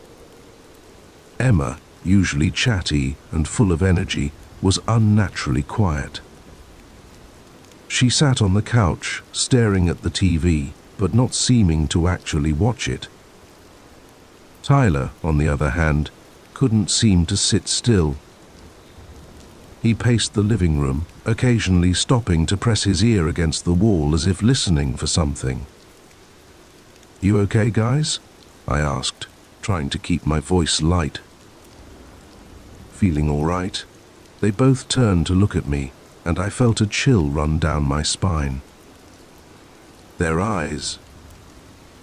There was something wrong with their eyes. The pupils were dilated, almost completely black, and they seemed to reflect the light in an unnatural way. "We're fine, Sarah," Emma said, her voice flat and emotionless. "Everything is fine." I laughed nervously, trying to shake off the growing sense of unease. "All right, well, it's almost bedtime. Why don't you two head upstairs and get ready?" They didn't move, they just kept staring at me with those unsettling eyes. "Sarah," Tyler said, his voice unnaturally deep for a 6-year-old. "Do you want to play a game?" Before I could answer, the lights flickered. Once, twice, then plunged us into darkness. I heard movement in the pitch black, the sound of small feet padding across the hardwood floor. "Emma? Tyler?" I called out, fumbling for my phone to use as a flashlight. "Where are you?" My phone's screen lit up, casting an eerie blue glow around the room. The kids were gone. Heart pounding, I made my way to the kitchen to find the circuit breaker. As I passed the bottom of the stairs, I heard a giggle from above. It didn't sound like Emma or Tyler. It sounded wrong. I found the breaker box and flipped the switches. The lights came back on, and I breathed a sigh of relief. But the relief was short-lived. As I turned back towards the living room, I saw something that made my blood run cold. On the wall, written in what looked horribly like blood, were the words, "Come play with us, Sarah." This had to be a prank, right? Some elaborate joke the Wilsons were playing on me. But even as I thought it, I knew it wasn't true. The fear I felt was too real, too primal. I ran to the front door, thinking only of escape, but it wouldn't open. The knob turned, but it was like something on the other side was holding it shut. "Emma, Tyler," I shouted, my voice cracking with panic. "This isn't funny, come out right now." In response, I heard that same wrong giggle, this time coming from the kitchen. I spun around, and there they were, standing side by side in the doorway. But they didn't look like Emma and Tyler anymore. Their skin was pale, almost translucent, with dark veins visible beneath the surface. Their mouths were stretched into impossible grins, revealing rows of sharp, pointed teeth. And their eyes. God. Their eyes were completely black now, like bottomless pits. "What's wrong, Sarah?" Emma asked, her voice a raspy parody of her usual childish tone. "Don't you want to play?" I backed away, my mind reeling. This couldn't be happening. Things like this don't happen in real life, but the terror I felt was undeniably real. "What are you?" I whispered, my back pressing against the locked front door. Tyler cocked his head to the side at an unnatural angle. "We are hungry, Sarah. So very hungry. And you smell delicious." They began to move towards me, their movements jerky and uncoordinated, like marionettes controlled by an unskilled puppeteer. I looked around frantically for a weapon, anything I could use to defend myself. My eyes fell on the umbrella stand next to the door. I grabbed an umbrella, holding it out in front of me like a sword. "Stay back," I yelled, trying to sound braver than I felt. They paused, looking at each other with those terrible black eyes. Then, in perfect unison, they began to laugh. It was a horrible sound, like nails on a chalkboard mixed with the growl of a wild animal. I took advantage of their momentary distraction to make a run for the stairs. If I could get to the second floor, maybe I could find a window to escape from. I took the stairs 2 at a time, the children's laughter echoing behind me. I burst into the master bedroom, slamming the door shut and pushing a heavy dresser in front of it. Panting, I ran to the window and tried to open it. It was stuck. I grabbed a lamp from the bedside table and smashed the glass, not caring about the cuts I got on my hands. As I was about to climb out, I heard a sound that made my heart stop. From the other side of the bedroom door came a soft, sing-song voice. "Sarah, oh Sarah, why do you run? The fun has only just begun." The dresser began to move, inch by inch, as if pushed by an invisible force. I knew I was out of time. I climbed out onto the roof, the sharp edges of the broken window tearing at my clothes. The ground looked impossibly far away, but I knew I had no choice. Behind me, I could hear the bedroom door creaking open. I jumped. The fall seemed to last forever. Then I hit the ground, pain exploding through my leg as I landed awkwardly, but adrenaline kept me moving. I limped as fast as I could towards the street, not daring to look back. I made it to the neighbor's house, pounding on their door and screaming for help. The porch light came on, and I heard the sound of locks being undone. As the door opened, I risked a glance back at the Wilson house. Emma and Tyler stood in the upstairs window, their black eyes fixed on me, those terrible grins still plastered on their faces. Then, as the neighbor pulled me inside, they vanished. The police came, of course. They searched the house, but found nothing out of the ordinary, no blood on the walls, no broken window. Emma and Tyler were asleep in their beds, seemingly normal. The Wilsons came home, confused and concerned. No one believed my story. How could they? It sounded insane even to me. They chalked it up to stress, maybe an adverse reaction to some medication. I was sent home with a sprained ankle and a recommendation for a good therapist. But I know what I saw. I know what happened that night was real. I quit babysitting after that. I couldn't bear the thought of being alone with children again.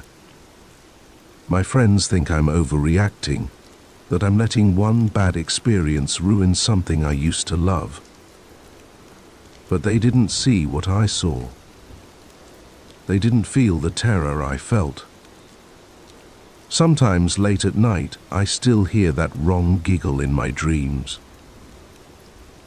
I see those black eyes staring at me from the darkness. And I wonder, what if it happens again? What if next time there's no escape? I don't have answers. All I know is that the world is darker and more dangerous than I ever imagined. And somewhere out there, 2 children with black eyes and sharp teeth are waiting, hungry for their next victim. So, if you're ever babysitting and something feels off, if the children start acting strange, or their eyes seem a little too dark, don't wait. Don't try to rationalize it. Just run. Run as fast and as far as you can, because you never know when a normal night of babysitting might turn into a nightmare. The first time I saw my neighbor drag a suspiciously human-shaped bag into his basement, I told myself it was just my imagination running wild. By the third time, I knew I was living next door to a monster. It all started on a perfectly ordinary Tuesday evening. I had just moved into my new rental home in a quiet suburban neighborhood, eager for a fresh start after a messy breakup. The house was a bit old and creaky, but it had character, and more importantly, it was affordable. I was unpacking boxes in the living room when I first noticed him. My new neighbor, he was a tall, thin man with graying hair and wire-rimmed glasses. From my window, I watched as he methodically mowed his perfectly manicured lawn. There was something off about the way he moved, too precise, too controlled, but I brushed it off. After all, I'd always been prone to overthinking. That night, as I was drifting off to sleep, I heard a strange noise, a sort of dragging sound followed by a heavy thud. Curious, I peeked out my bedroom window. In the dim glow of the streetlight, I saw my neighbor struggling with what looked like a large, heavy bag. He was pulling it towards his basement door. For a moment, just a split second really, I could have sworn I saw the bag move, but then he disappeared into the basement, and I convinced myself it was just a trick of the light, probably just taking out some old garbage, I reasoned, nothing to worry about. The next morning, everything seemed normal. I saw my neighbor leaving for work, briefcase in hand, looking every bit the respectable suburban professional. He even waved at me as he got into his car. I waved back, feeling a bit foolish for my late-night imaginings. But then it happened again. And again. Always late at night, always when he thought no one was watching, the same routine, the dragging sound, the struggle with the bag, the disappearance into the basement. And each time, I became more and more certain that what I was seeing wasn't normal. I started paying closer attention to my neighbor. His name was Harold. I learned from our brief interactions over the fence. He was polite, if a bit reserved. He worked as an accountant in the city. He kept to himself mostly, but that wasn't unusual in this neighborhood. But the more I watched, the more I noticed little things that didn't quite add up, like how his trash cans were always nearly empty on collection day, despite him living alone, or the strange chemical smell that sometimes wafted from his property late at night, or the way he would sometimes stand in his backyard, staring into the distance with an unsettling intensity. I knew I should go to the police. But what would I tell them? That my seemingly normal neighbor sometimes dragged heavy bags into his basement at night, that I had a bad feeling about him. They'd think I was crazy or worse, a nosy neighbor causing trouble. So I did the next best thing. I started investigating on my own. I know. It sounds insane. But I couldn't just sit back and do nothing. Not when I was convinced something terrible was happening right next door. I began by keeping a detailed log of Harold's comings and goings. I noted the times he left for work, when he returned, and most importantly, when those late-night trips to the basement occurred. I even invested in a pair of binoculars for better nighttime viewing. If anyone had seen me, they would have thought I was the crazy one. As the weeks passed, a pattern emerged. The basement trips always happened on Friday nights, usually around 2 a.m., and they were always preceded by Harold returning home much later than usual, often in a car I didn't recognize. One night, emboldened by my observations and fueled by a mixture of fear and morbid curiosity, I decided to get a closer look. I waited until I saw Harold's car pull out of the driveway, then crept over to his property. The basement windows were at ground level, partially obscured by overgrown shrubs. I pushed the branches aside, my heart pounding so loudly I was sure someone would hear it. Pressing my face against the cool glass, I peered inside. What I saw haunts me to this day. The basement was immaculately clean, almost clinically so. Bright fluorescent lights illuminated a space that looked more like a laboratory than a typical suburban basement. There were tables covered in equipment I couldn't identify, shelves lined with jars of mysterious substances, and in the center of it all, a large metal table with straps attached. But it was what was on the walls that truly terrified me. Photos. Dozens of them. Each showing a different person, men and women of various ages. Some of the photos were crossed out with angry red marks. I stumbled back, my mind reeling. This was evidence. Real. Concrete evidence that something horrific was happening in that basement. I had to do something. I ran back to my house, fumbling with my phone to call 911. But just as I was about to dial, headlights swept across my living room. Harold was back. Panic seized me.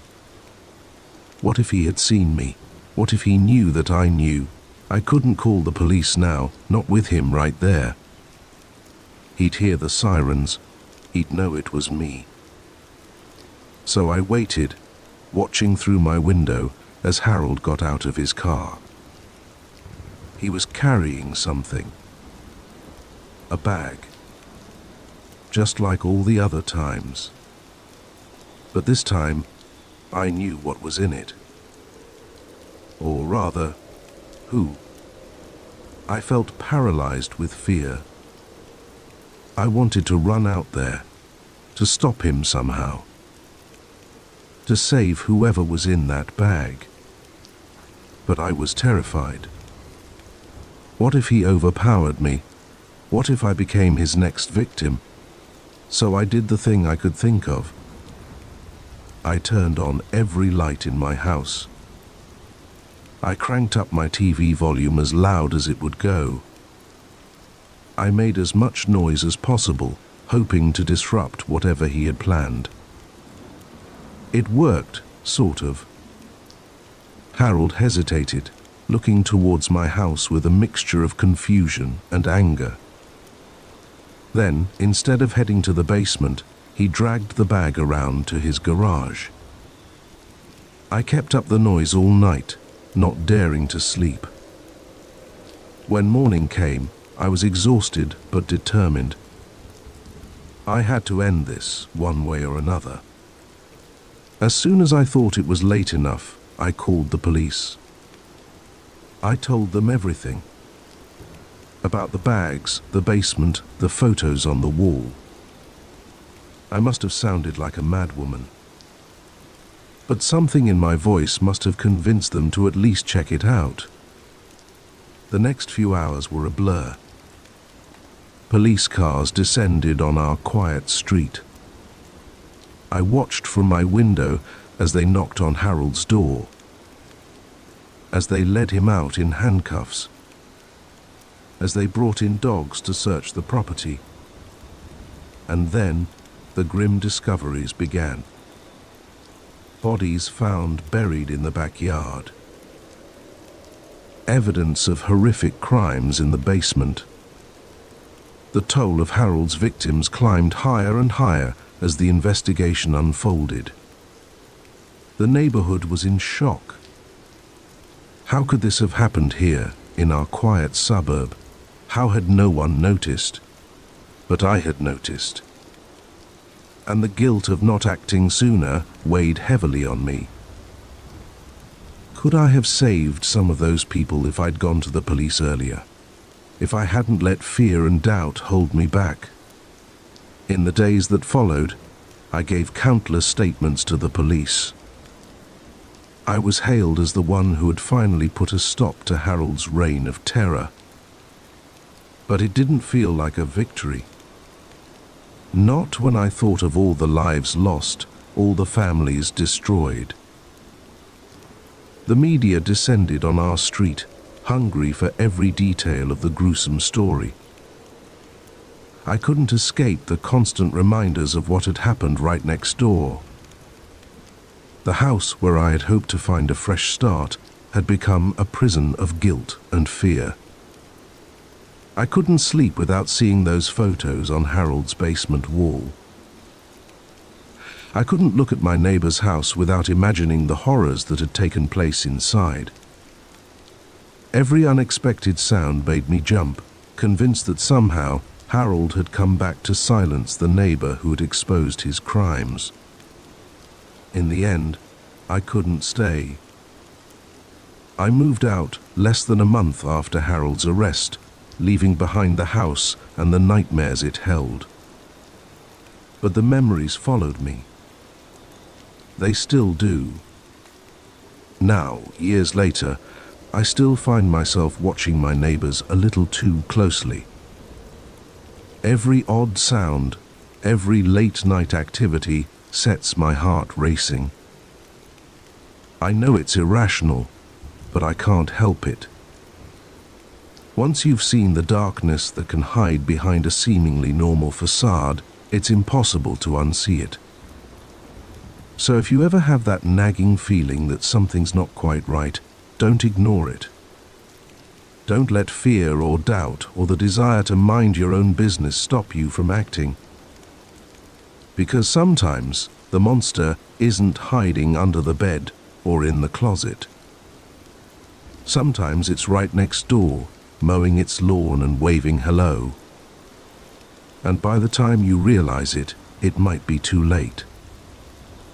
The moment their headlights filled my rearview mirror, I knew this wasn't going to be an ordinary drive. Little did I know, those glaring beams would lead me down a road of terror I never thought existed outside of nightmares. It was supposed to be a simple road trip, just me, my beat-up Honda Civic, and 300 miles of open highway between me and my sister's wedding. I'd made this drive a dozen times before, always opting for the scenic route that wound through the mountains rather than the crowded interstate. The views were breathtaking, and the solitude was a welcome break from my hectic city life.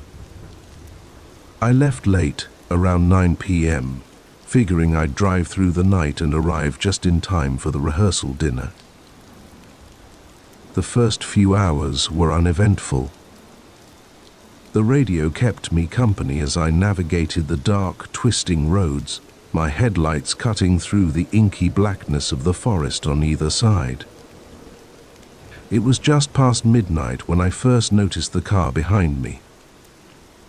At first, I didn't think much of it. This road wasn't exactly busy, but it wasn't uncommon to see other travelers, even at this hour. But as the minutes ticked by, I realized they weren't passing or falling behind. They were maintaining a constant distance, close enough that their headlights flooded my car with harsh light. I squinted, trying to make out the vehicle in my mirror. It looked like a large pickup truck, but the glare made it hard to see any details. A sense of unease began to creep over me. Why were they following so closely? There was plenty of room to pass on this stretch of road. Trying to shake off my growing paranoia, I eased my foot off the gas, slowing down to give them an opportunity to go around. But they just slowed down too, maintaining that same uncomfortably close distance. My heart started to beat a little faster. This wasn't normal behavior. I pressed down on the accelerator, pushing my old Civic faster than I usually would on these winding mountain roads. The truck kept pace effortlessly. That's when I noticed the second set of headlights. Another vehicle had joined the first, both of them now tailing me closely. My palms began to sweat as I gripped the steering wheel tighter. This couldn't be a coincidence. Two vehicles, working in tandem, following me in the middle of nowhere in the dead of night. Every instinct I had was screaming that something was very, very wrong. I fumbled for my phone, thinking to call for help, only to see the dreaded "no service" white message on the screen. Of course, these mountain roads were notorious for their lack of cell coverage. The vehicles behind me suddenly revved their engines, the sound echoing off the trees. I jumped, my car swerving slightly before I regained control. They were toying with me, I realized.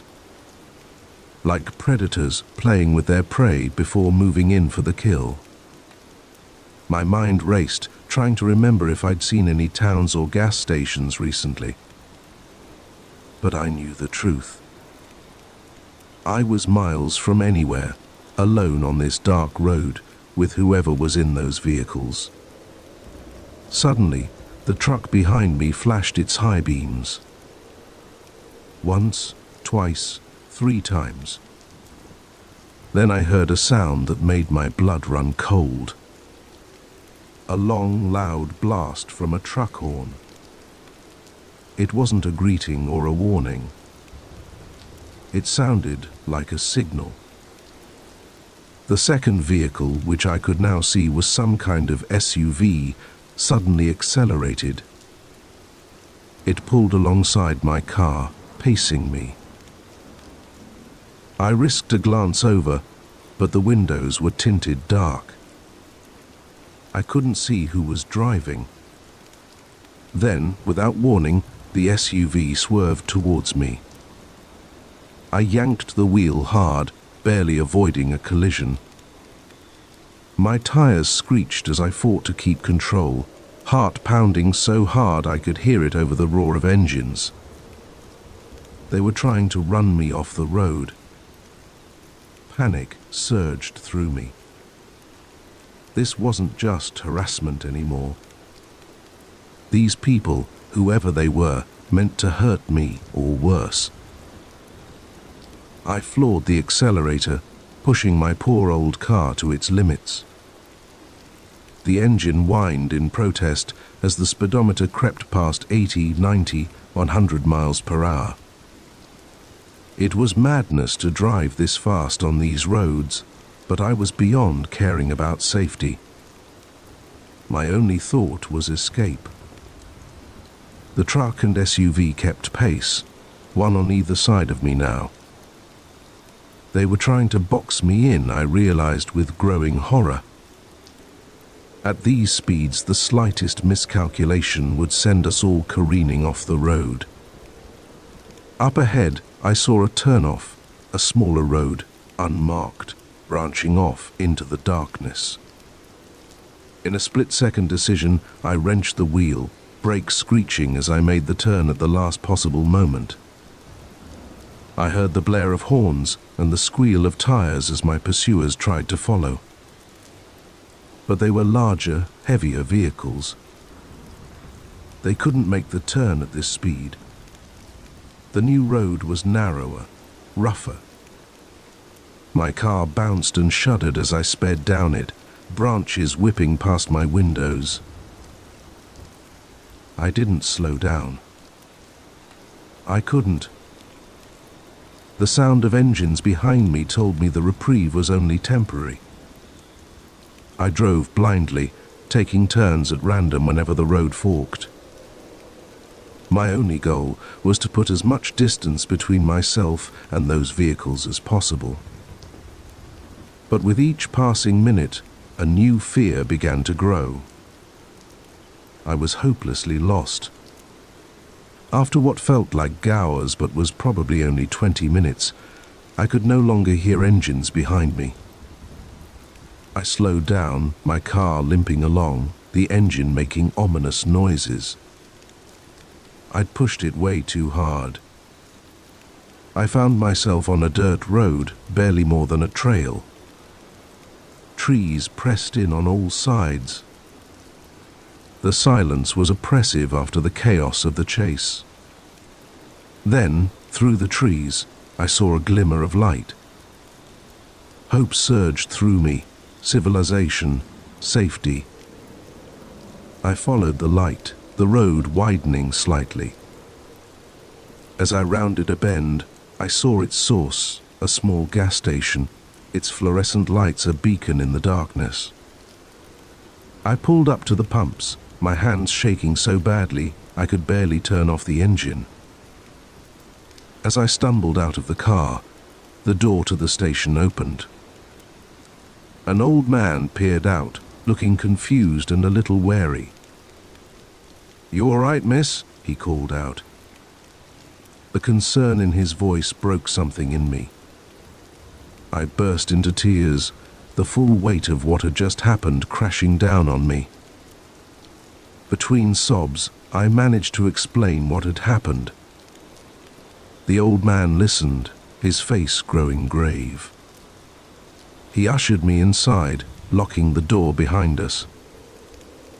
"You're not the first," he said, handing me a cup of coffee. "We've had reports of something like this happening on that road. Folks being run off the road, cars disappearing. Police say they can't find any evidence. But," he trailed off, shaking his head. He let me use the phone to call the police, then my sister to let her know I'd be late. As I waited for the cops to arrive, I couldn't stop shaking. Every sound made me jump, convinced my pursuers had found me. When the police finally showed up, they took my statement. But I could tell they were skeptical. No. I couldn't describe the vehicles beyond a truck and an SUV. No. I didn't get a look at the drivers. No. I had no idea why they might have targeted me. They promised to look into it, to patrol the area. But I could see in their eyes they didn't really believe me. Or maybe they did, but knew there was little they could do. the old man offered to let me stay at the station until morning. I accepted gratefully, too terrified to get back on the road. As the sun rose, painting the sky in shades of pink and gold, I finally felt safe enough to continue my journey. But as I pulled out of the gas station, I couldn't shake the feeling that somewhere out there, those vehicles were waiting, watching, ready to resume the chase. I made it to my sister's wedding, shaken but alive. I told my family a sanitized version of events, not wanting to worry them. But from that day on, I've never driven that road again. I stick to well-lit, well-traveled highways now, always watchful of who might be behind me. Because now I know the truth that most people never have to face. Sometimes the monsters aren't hiding in the dark. Sometimes they're right there on the road with us, hiding behind glaring headlights and tinted windows. And once you've seen them, you can never unsee them. So if you're ever driving late at night and you see headlights in your rearview mirror that seem a little too close, a little too persistent, don't dismiss that feeling in your gut. It might just save your life. Because out there on the dark, lonely roads, not everyone is just trying to get home. Some are hunting, and you never know when you might become the prey. The moment I saw the unmarked crates being loaded onto that plane, I knew I'd stumbled onto something I wasn't supposed to see. What I didn't realize was that my late-night shift at the airport was about to turn into a fight for my life. I'd been working the graveyard shift at Millbrook International Airport for about 6 months. It wasn't glamorous work, but it paid the bills, and I enjoyed the quiet of the airport at night. Most of the time, it was just me, a handful of security guards, and the occasional red-eye flight crew. That night started like any other. I clocked in at 11 p.m. Nodded to Frank at security and made my rounds through the cargo area. Everything was routine until about 2 a.m. when I heard the unmistakable sound of a plane taxiing. This was odd. There weren't any scheduled flights at this hour, and unscheduled landings usually came with a lot of commotion. This plane was arriving quietly, almost stealthily. Curiosity got the better of me. I made my way to the window overlooking the tarmac, staying in the shadows. The plane was a nondescript cargo carrier, no airline markings visible. As I watched, a group of men emerged from a hangar I thought was empty. They were dressed in dark clothes, moving with purpose. The cargo hold of the plane opened, and the men began unloading crates.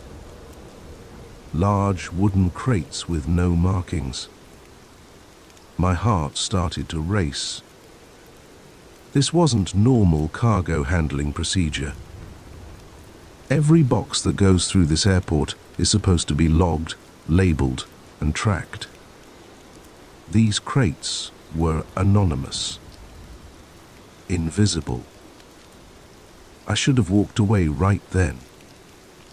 Should have minded my own business and gone back to my rounds.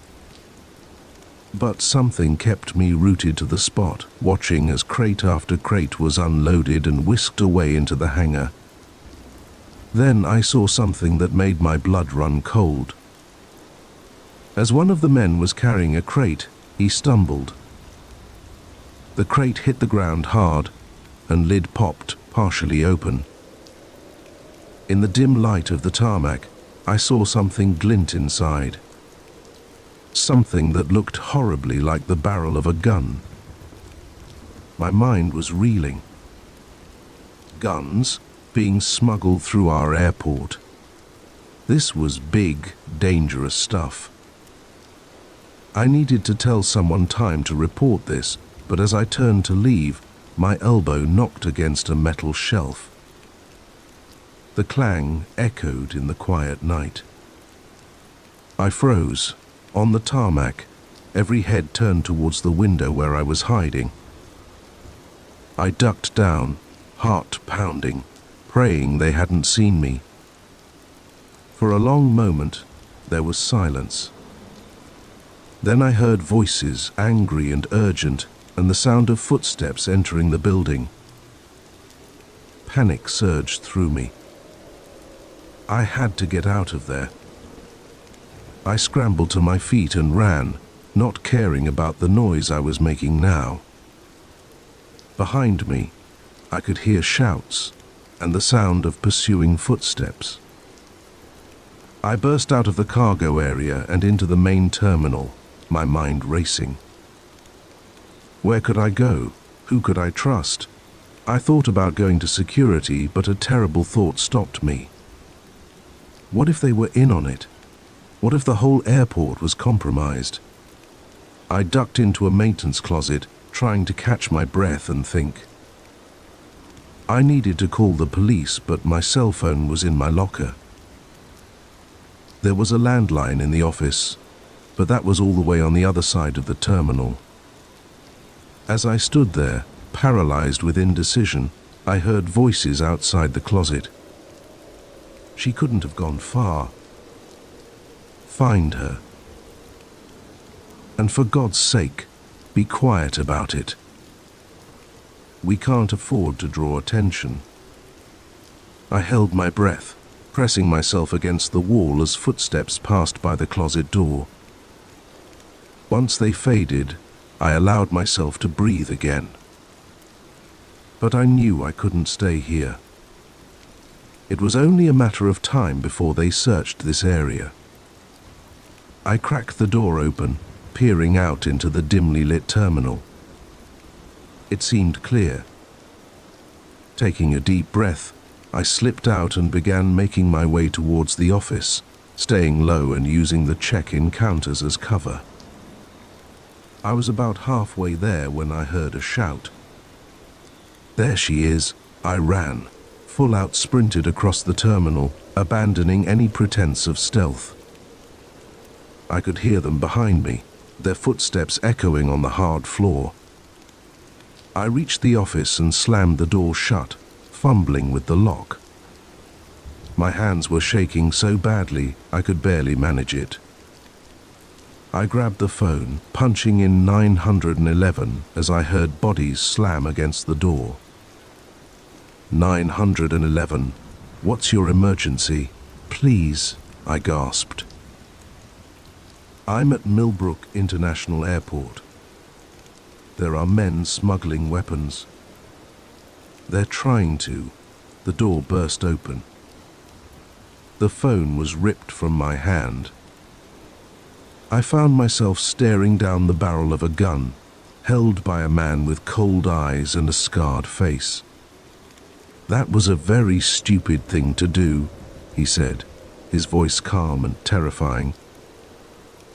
I was marched out of the office at gunpoint, my arms held tightly by two other men. They took me to the hangar where I'd seen them unloading the crates.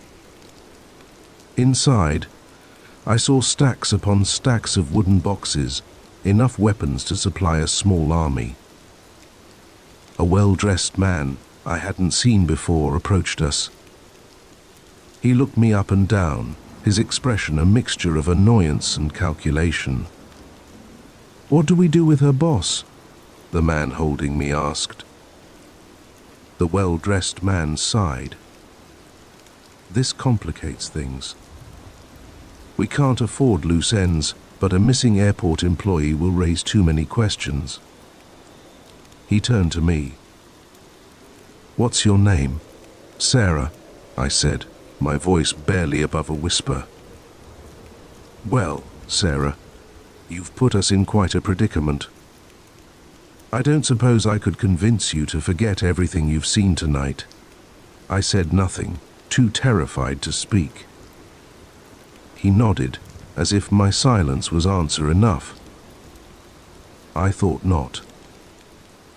Well, we'll have to. He was cut off by the sound of sirens in the distance. Everyone in the hangar froze. Impossible, the scarred man growled.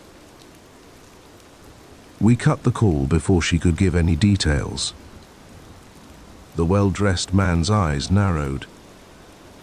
It seems our friend Sarah here is cleverer than we gave her credit for. He turned to the others. Pack it up. Now, leave nothing behind. The hangar erupted into frantic activity. Men were loading crates back onto the plane with remarkable speed. The well-dressed man turned back to me. It seems it's your lucky day, Sarah. We don't have time to deal with you properly. He nodded to the men holding me. Put her in the office. Make sure she can't raise any more alarms. I was dragged back to the office, my arms tied behind my back with duct tape. They shoved me into a supply closet, slamming the door shut. I heard the scrape of something heavy being pushed in front of it. From inside the closet, I could hear muffled shouts and the sound of engines roaring to life. The plane was taking off. Then, closer, the sound of boots on tile, police radios squawking. "Hello," I shouted, my voice hoarse. "In here. I'm in here." It felt like an eternity before the door was finally opened. I blinked in the sudden light, looking up into the concerned face of a police officer. The next few hours were a blur of questions and statements. I told them everything I'd seen, everything I'd heard. They seemed to take it seriously, but I could tell they were skeptical. A massive weapons smuggling operation right under their noses. It seemed impossible. As dawn broke, I sat in a small office, a blanket around my shoulders and a cup of coffee in my hands. A detective sat across from me, his face grave. "We found evidence of the operation," he said.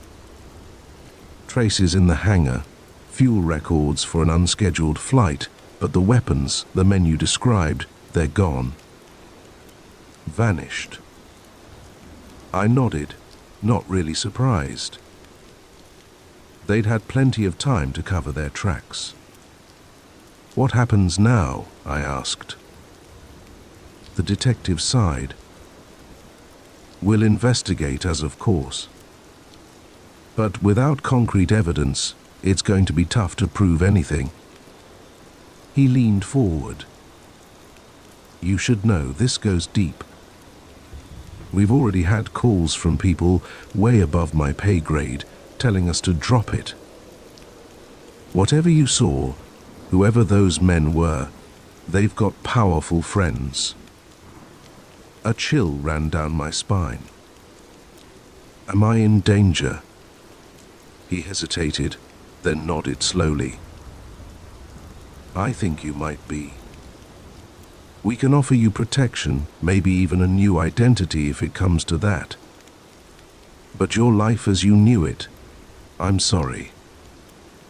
But that's over." As I left the airport that morning, squinting in the bright sunlight, I knew nothing would ever be the same.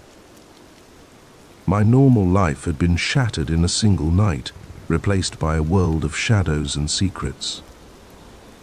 I don't work at the airport anymore. I move around a lot, always looking over my shoulder. Because I know the truth now.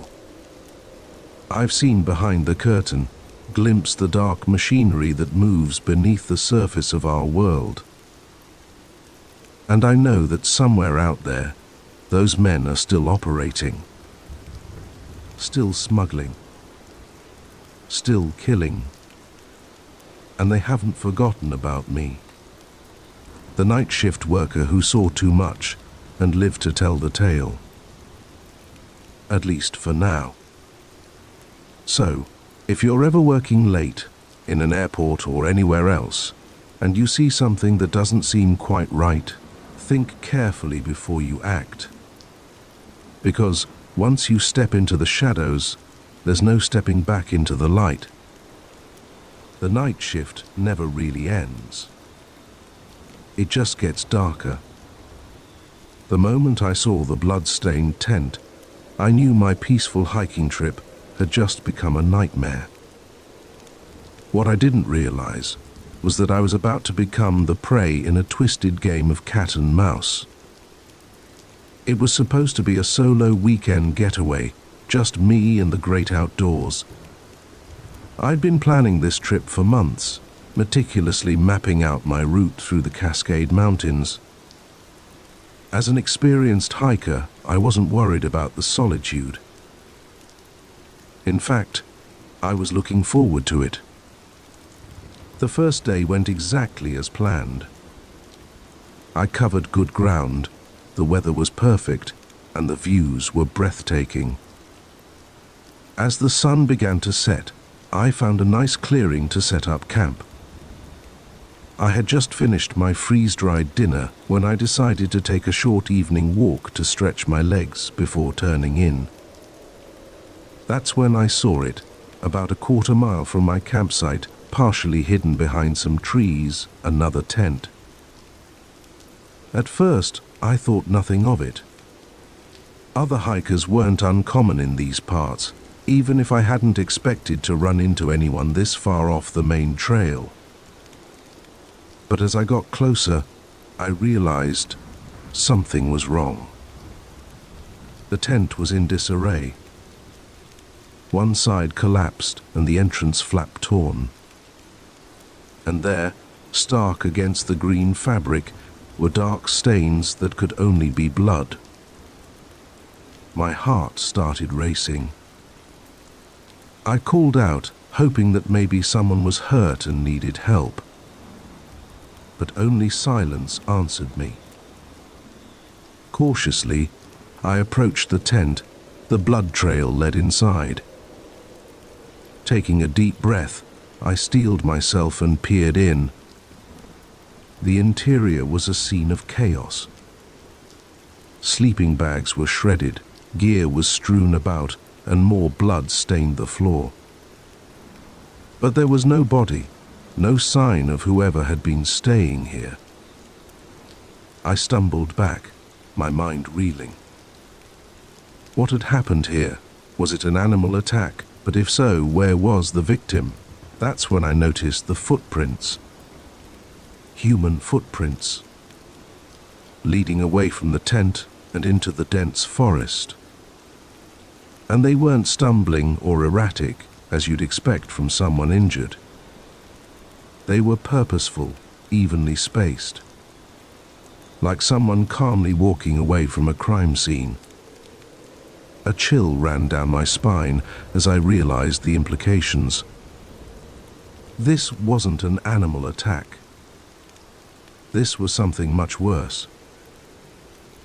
I needed to get out of there. Fast. I turned to head back to my camp, planning to pack up and hike through the night if necessary. But as I spun around, movement caught my eye. There, partially hidden behind a tree about 50 yards away, was a figure watching me. Our eyes met for a split second before the figure darted away, disappearing into the underbrush with unnatural speed. Panic surged through me. I ran, no longer caring about stealth or leaving traces. My only thought was to get back to my camp, grab my things and get the hell out of there. I burst into my campsite, gasping for breath.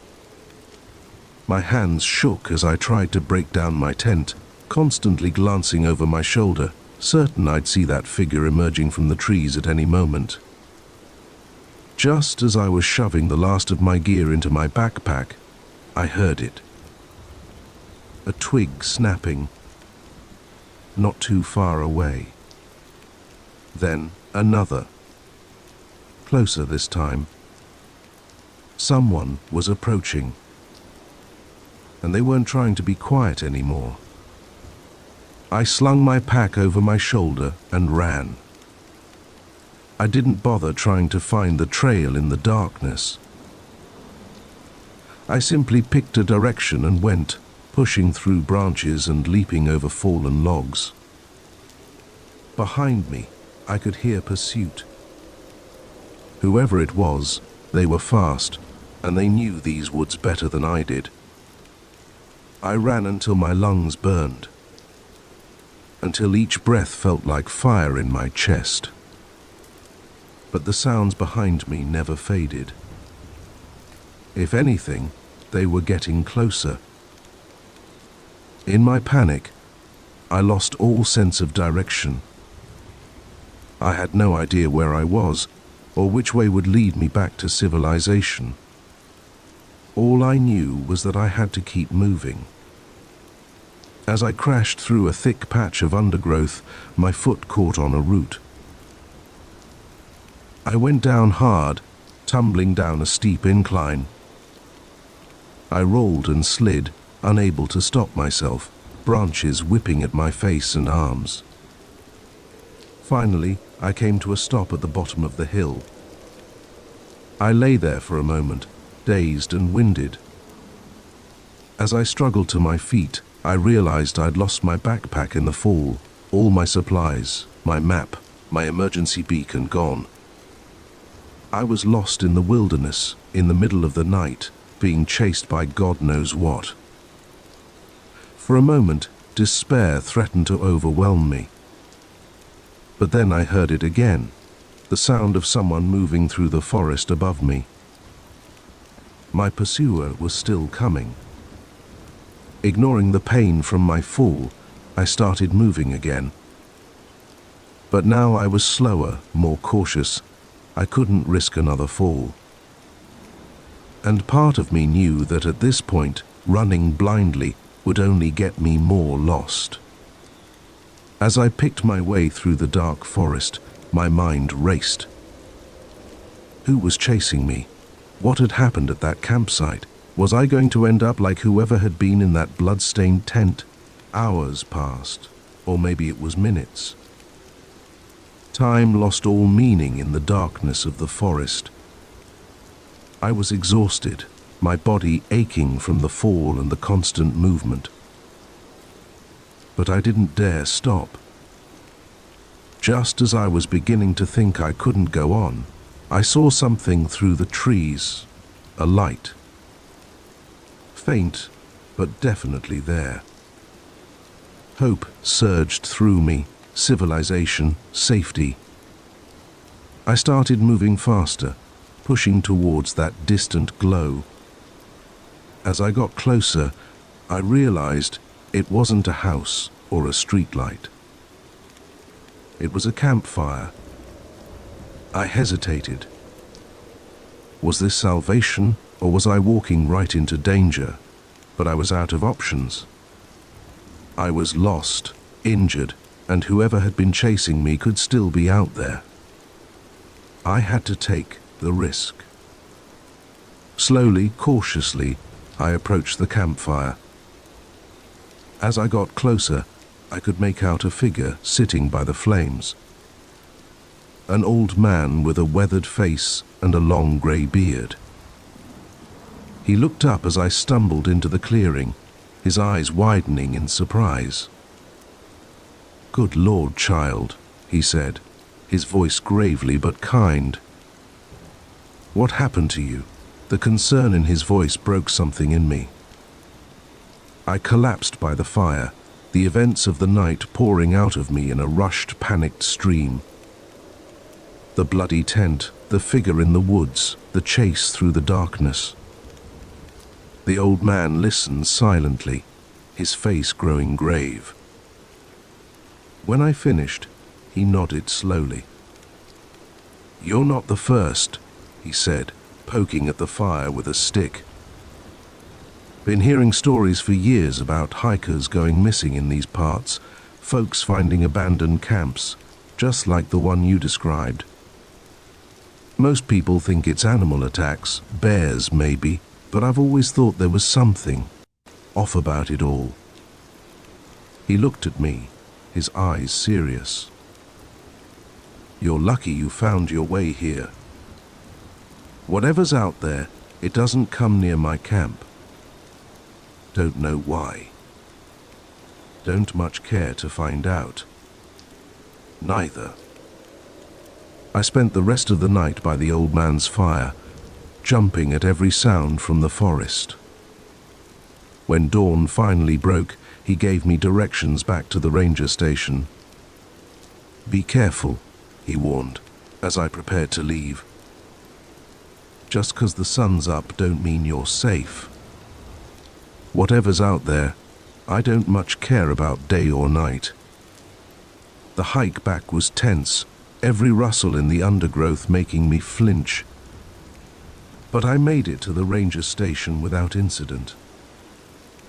I reported what I'd seen, but I could tell from their faces they didn't really believe me.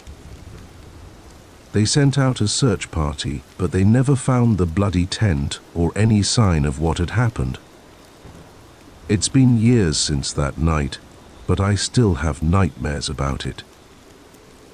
In my dreams, I'm running through an endless dark forest, always with a sense of something right behind me, reaching out with blood-stained hands.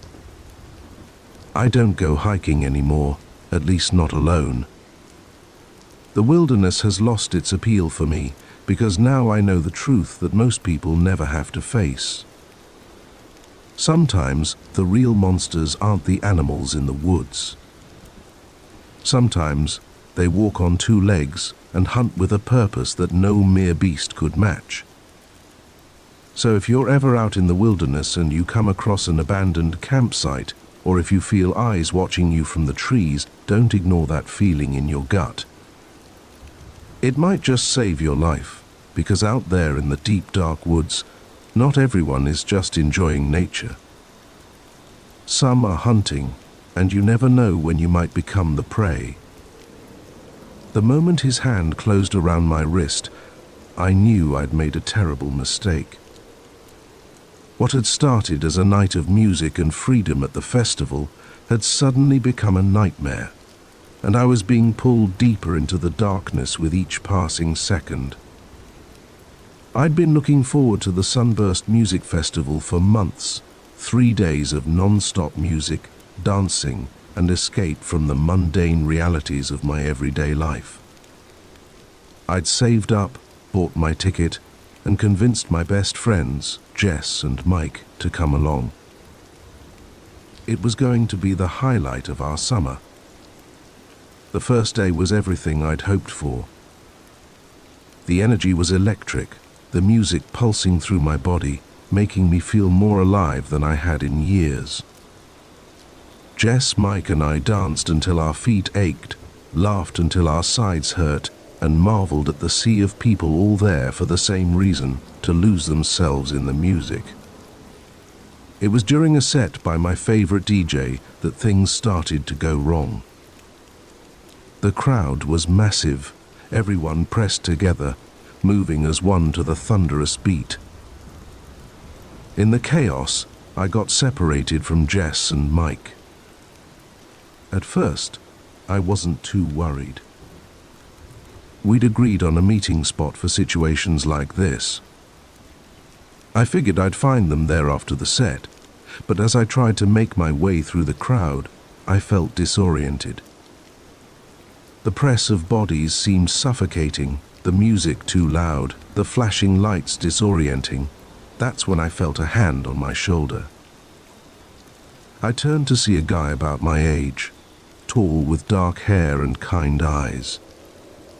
He smiled, leaning in close so I could hear him over the music. "You okay?" he shouted. "You look a little lost." I nodded, grateful for the concern. "I got separated from my friends," I yelled back. He nodded in understanding. "I can help you find them if you want. I'm Tom, by the way." I hesitated for a moment. My parents had always warned me about strangers, but this was a music festival. Everyone was a stranger here, and Tom seemed genuinely nice. Plus, I reasoned, we were surrounded by thousands of people. What could go wrong? "I'm Sarah," I replied, "and yeah, that'd be great, thanks." Tom took my hand to avoid losing me in the crowd, he said, and began leading me through the mass of dancing bodies. I noticed we were moving away from the main stage, towards the outskirts of the festival grounds. "Where are we going?" I asked, having to shout to be heard over the music. "It's too crowded here," Tom replied. "We'll have a better chance of spotting your friends from the hill over there." It made sense, so I followed. As we got further from the main crowd, the music became a distant thrum. The festival lights didn't reach this far, and the darkness pressed in around us.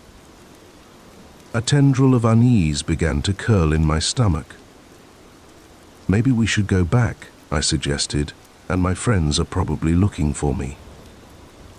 Tom's grip on my hand tightened. "Just a little further," he insisted. "Trust me."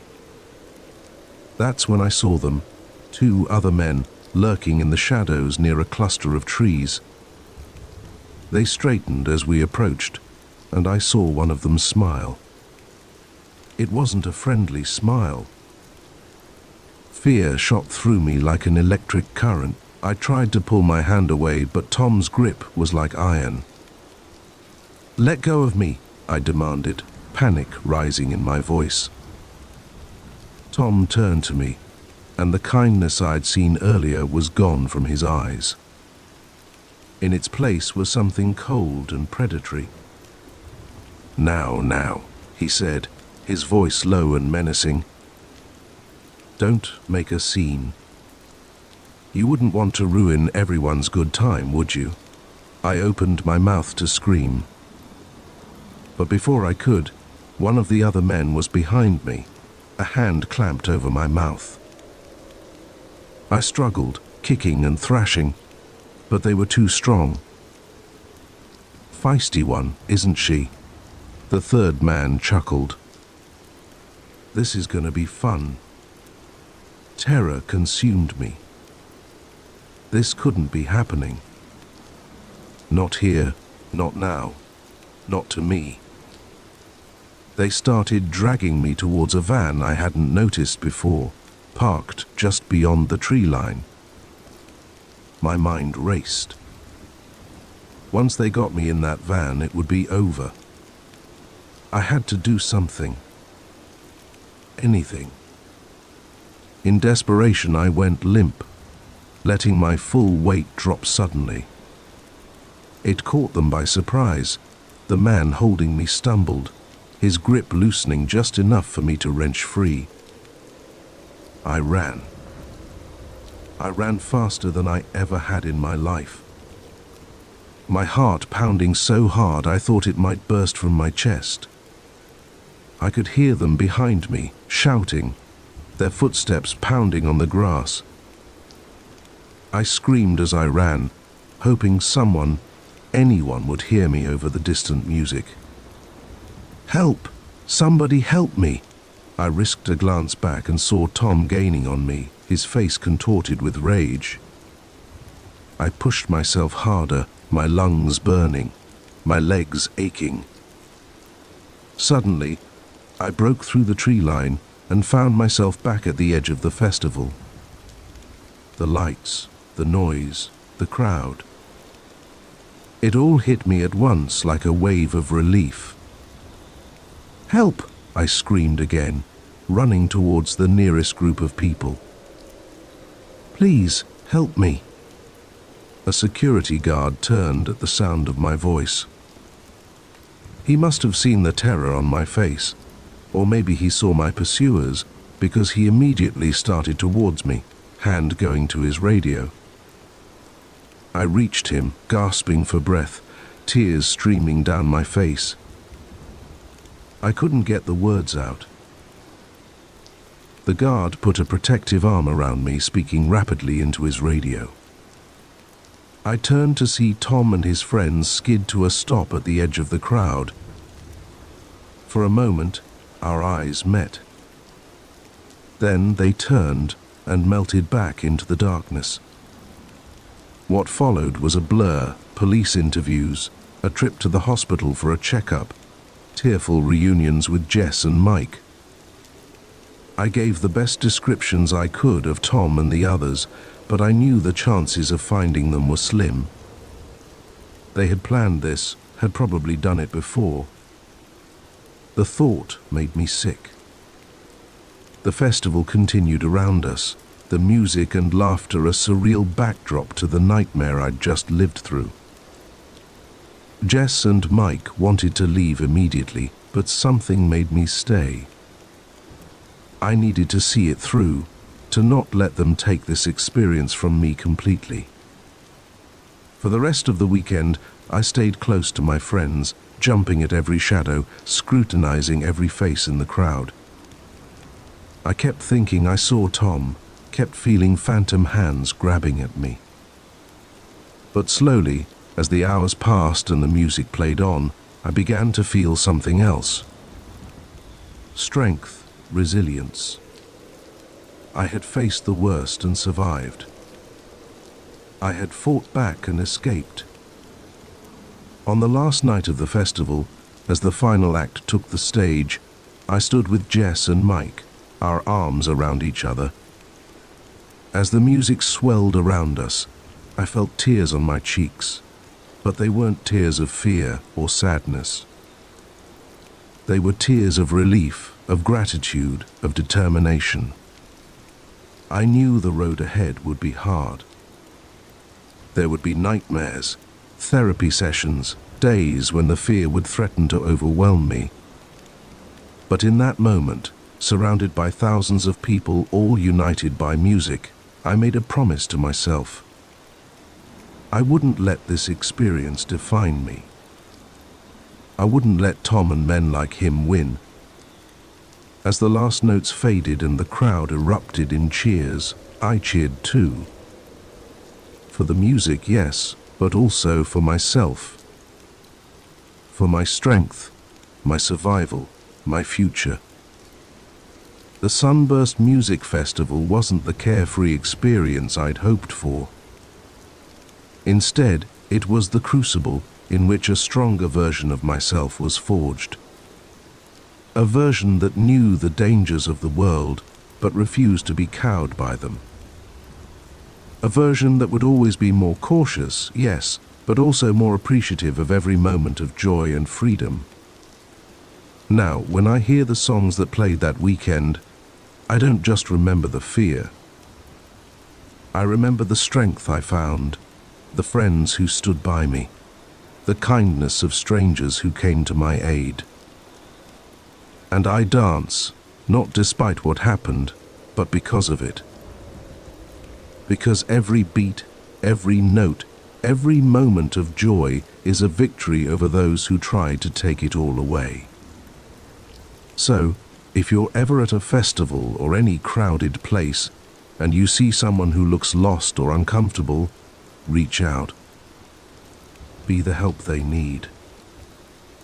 Because sometimes, the difference between a night of fun and a lifetime of trauma is just one act of kindness. And you never know when you might be the one who needs that kindness yourself. The moment I saw my own face staring back at me from the pile of photos on his coffee table, I knew I'd made a terrible mistake. What had started as a simple online purchase had turned into a nightmare that would haunt me for years to come. It all began with a vintage guitar I'd been searching for months, trawling through online marketplaces and second-hand shops, looking for the perfect instrument to add to my collection. When I stumbled across the listing for a 1967 Fender Stratocaster in cherry red, I couldn't believe my luck. The price was steep, but not unreasonable for such a rare find. The seller, a guy named Rick, had excellent reviews and seemed knowledgeable about vintage instruments. We messaged back and forth for a few days, discussing the guitar's history and condition. Rick was friendly and accommodating, even offering to meet in person so I could inspect the guitar before buying. It seemed too good to be true, but my excitement clouded my judgment. We agreed to meet at a local coffee shop. I arrived early, nursing an overpriced latte and trying to contain my anticipation. When Rick walked in, guitar case in hand, I felt a mixture of relief and excitement. He looked normal enough, mid-40s, average height and build, with a friendly smile that put me at ease. The guitar was everything I'd hoped for and more. The wear on the fretboard told stories of countless gigs played, while the paint had faded to a perfect vintage patina. When I strummed a chord, the sound was pure magic. I was in love. We completed the transaction right there in the coffee shop. As I handed over the cash, Rick's hand lingered on mine for just a moment too long. I brushed it off as nothing, too focused on my new acquisition to pay it much mind. "Enjoy it," Rick said as we parted ways. "I'm sure I'll be seeing you around." I should have noticed the odd emphasis he placed on those words, but I was too busy imagining myself playing this beautiful instrument to pay attention to the warning signs. The next few days were a blur of joy. I spent every free moment playing the guitar, marveling at its tone and the way it felt in my hands. I even started writing a new song, inspired by my new musical companion. It was about a week after the purchase that I first noticed something was off. I was walking home from work when I got the distinct feeling I was being watched. I glanced over my shoulder, but the street behind me was empty. Still, the sensation lingered. That night, I could have sworn I saw a figure standing across the street, looking up at my apartment window. But when I blinked, they were gone. I told myself I was being paranoid, that the streetlights were playing tricks on my eyes. The next day, I received a text from an unknown number. "Hope you're enjoying the guitar. It sounds beautiful when you play." A chill ran down my spine. How did this person know I was playing, and how did they get my number? I tried to convince myself it was just Rick following up on the sale. But something about the message felt off. I replied, asking who it was. No response came. Over the next few weeks, the strange occurrences escalated. More texts from unknown numbers, always commenting on things I'd done or places I'd been. I started noticing the same car parked on my street day after day. Once, I could have sworn I saw someone duck behind a tree as I was leaving my apartment. I was starting to feel like I was losing my mind. I couldn't shake the feeling of being watched, of eyes following my every move. I stopped playing the guitar, irrationally feeling like it was somehow connected to these events. Then came the photos. They started showing up in my mailbox, pictures of me going about my daily life. Me at work, at the grocery store, meeting friends for dinner. All taken from a distance without my knowledge. With each new photo, my fear grew. This wasn't just paranoia anymore. Someone was stalking me. I went to the police, but without concrete evidence of a threat, there wasn't much they could do. They took a report and told me to document any further incidents. I felt helpless and alone. It all came to a head one night when I heard a noise outside my bedroom window. I froze in bed, heart pounding, as I heard the distinct sound of someone trying to jimmy the lock. In a panic, I called 911, whispering frantically to the operator. The police arrived within minutes, their sirens shattering the quiet night. I heard running footsteps, then silence. When I finally worked up the courage to look outside, the street was empty, save for the police cars. But on my windowsill was a single red guitar pick. The officers took my statement, dusted for prints, and promised to increase patrols in the area. But we all knew it wasn't enough. Whoever was doing this was patient, methodical. They wouldn't be scared off so easily. In desperation, I decided to confront Rick. He was the only connection I could think of. The starting point of this whole nightmare. I messaged him, asking to meet. To my surprise, he agreed readily. We met at the same coffee shop as before. Rick looked exactly as I remembered, but now his friendly demeanor seemed sinister, his smile predatory. "I know it's you," I said, trying to keep my voice steady. The texts, the photos, all of it. "Why are you doing this?" Rick's smile never faltered. "I'm afraid I don't know what you're talking about," he said, his voice dripping with false concern. "Are you feeling all right?" "Don't play dumb," I hissed. "I'll go to the police." "You'll what?" Rick interrupted, his voice suddenly hard. "Tell them the man who sold you a guitar is stalking you. Without proof. Be careful with accusations like that. They can get a person in trouble." The threat was clear. I left the coffee shop shaken. No closer to answers, but now certain of Rick's involvement. That night, I couldn't sleep. Every creak of the building, every car passing outside, had me on edge. Around 2 a.m., I heard a key turning in my front door lock. Panic surged through me. I grabbed my phone, ready to call 911, and looked around frantically for a weapon. The guitar was leaning against the wall. I grabbed it, hefting it like a club. The door opened slowly. A figure stepped inside. "I told you I'd be seeing you around." Rick's voice came from the darkness. I didn't think. I swung the guitar with all my might. There was a sickening crunch as it connected with Rick's head. He went down hard.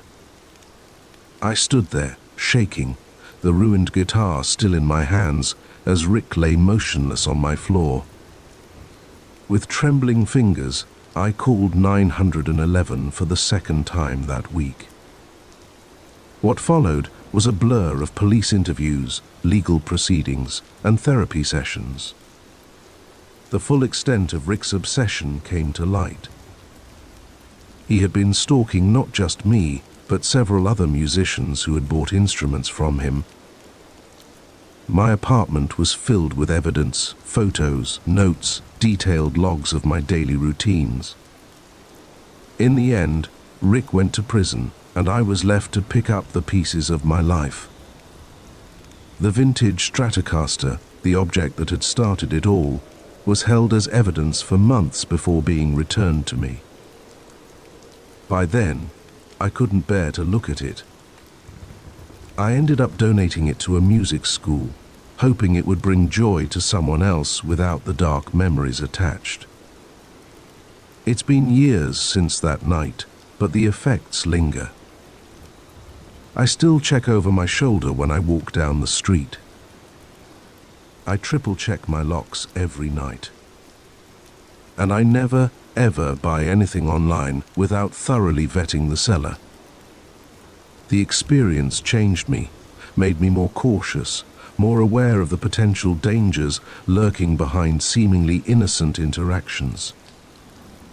But it also showed me my own strength, my ability to fight back when cornered. I still play guitar, though it took me a long time to pick one up again. Now, when I play, it's not just for the love of music, but as an act of defiance. Each note is a reminder that I survived, that I didn't let fear win.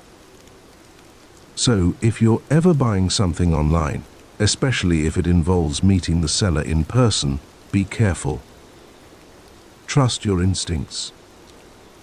And remember that sometimes the most dangerous predators are the ones hiding behind a friendly smile and a too-good-to-be-true offer. Because you never know when a simple purchase might turn into a fight for your safety, your sanity, and your life. The moment I saw the blinking red light in the corner of the bedroom, I knew my peaceful getaway had turned into a living nightmare. What I didn't realize was that this discovery was just the beginning of a terrifying game of cat and mouse that would push me to my limits. I'd been looking forward to this cabin retreat for months. After a grueling year at work, I needed some time alone to decompress and recharge. When I found the listing for a secluded cabin in the woods, it seemed perfect. The photos showed a cozy interior, a wraparound porch with a stunning view of the mountains, and best of all, no Wi-Fi or cell service. A true escape from the world. The drive up was beautiful, winding through forests that were just starting to show the first hints of fall color. As I pulled up to the cabin, I felt the stress of the past year starting to melt away. The cabin was everything the listing had promised, and more. Rustic but comfortable, with a well-stocked kitchen and a fireplace that looked perfect for chilly evenings.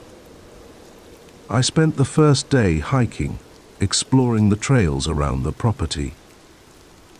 The silence was intoxicating, broken only by the sound of birds and the crunch of leaves under my boots. That night, I made a simple dinner and settled in front of the fire with a book, feeling more relaxed than I had in years. It wasn't until the second night that things started to feel off. I was getting ready for bed when I noticed something strange. A tiny red light, blinking steadily in the corner of the bedroom. At first, I thought it might be some kind of smoke detector. But as I got closer, my blood ran cold. It was a camera. My mind raced. How long had it been there? Who put it there? And most terrifyingly, who was watching? I searched the rest of the cabin in a panic, my heart pounding. I found 2 more cameras, one in the living room, disguised as a knot in the wooden beams, and another in the bathroom, hidden in the heating vent. The idea that someone had been watching my every move made me feel violated, exposed. I wanted to run, to get in my car, and drive as far away as possible. But it was the middle of the night, and the road down the mountain was treacherous even in daylight. I was trapped, at least until morning.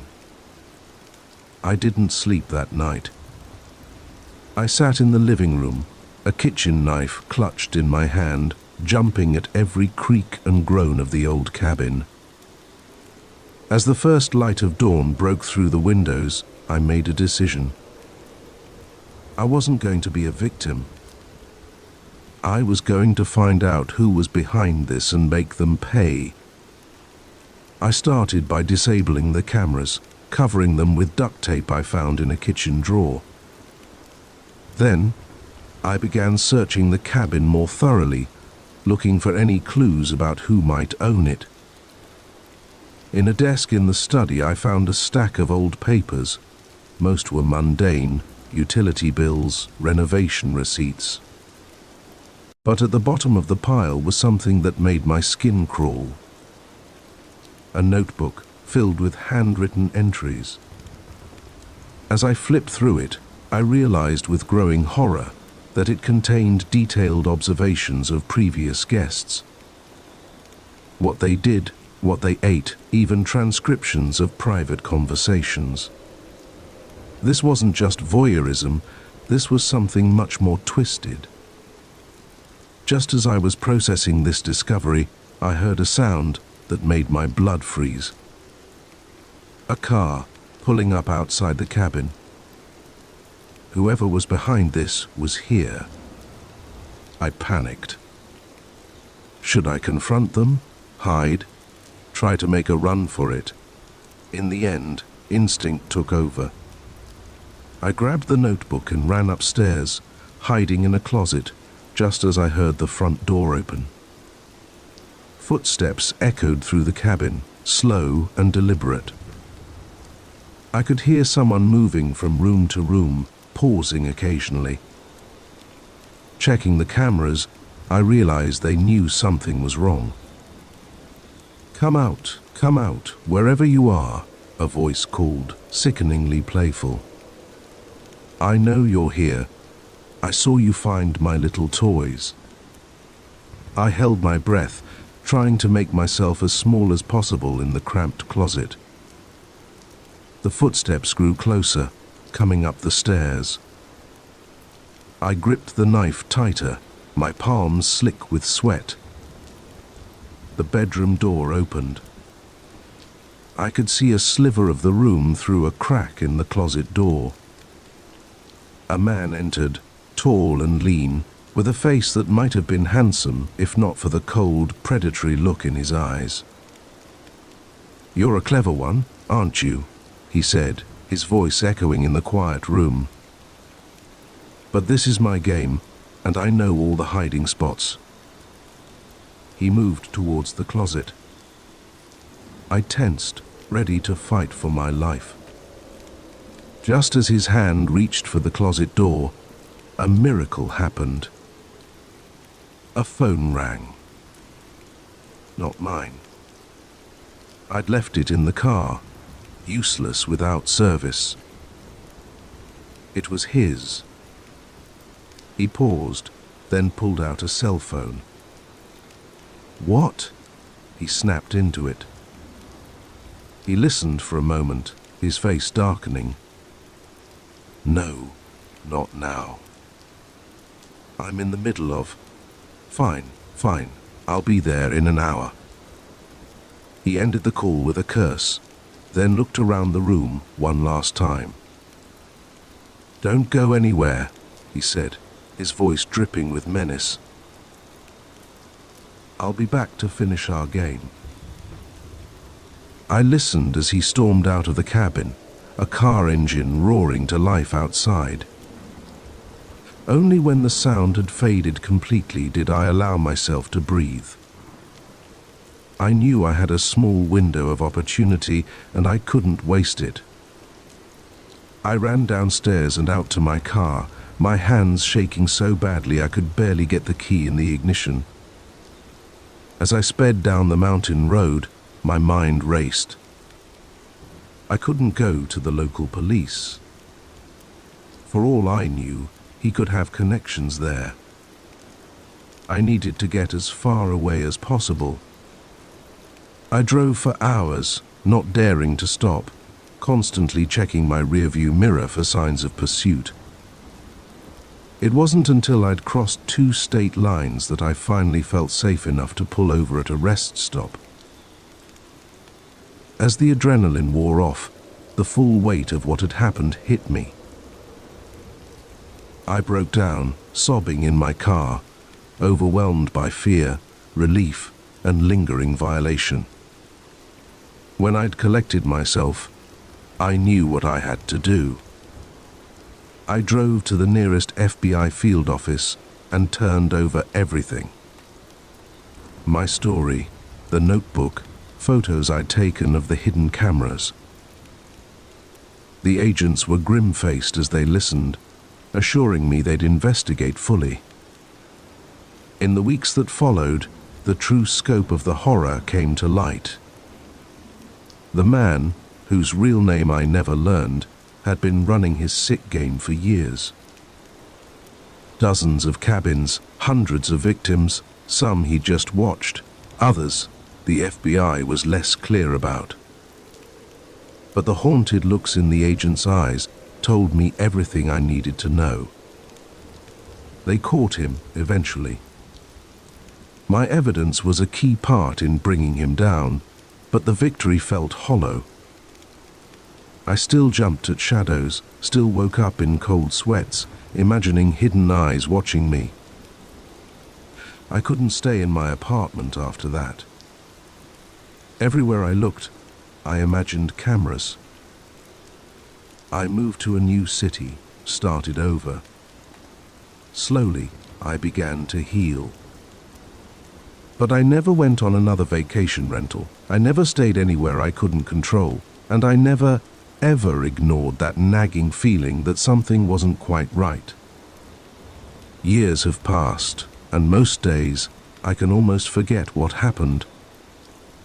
But sometimes, when I'm alone in a quiet room, I could swear I hear the faint sound of a camera shutter. In those moments, the fear comes rushing back, as fresh as it was in that cabin.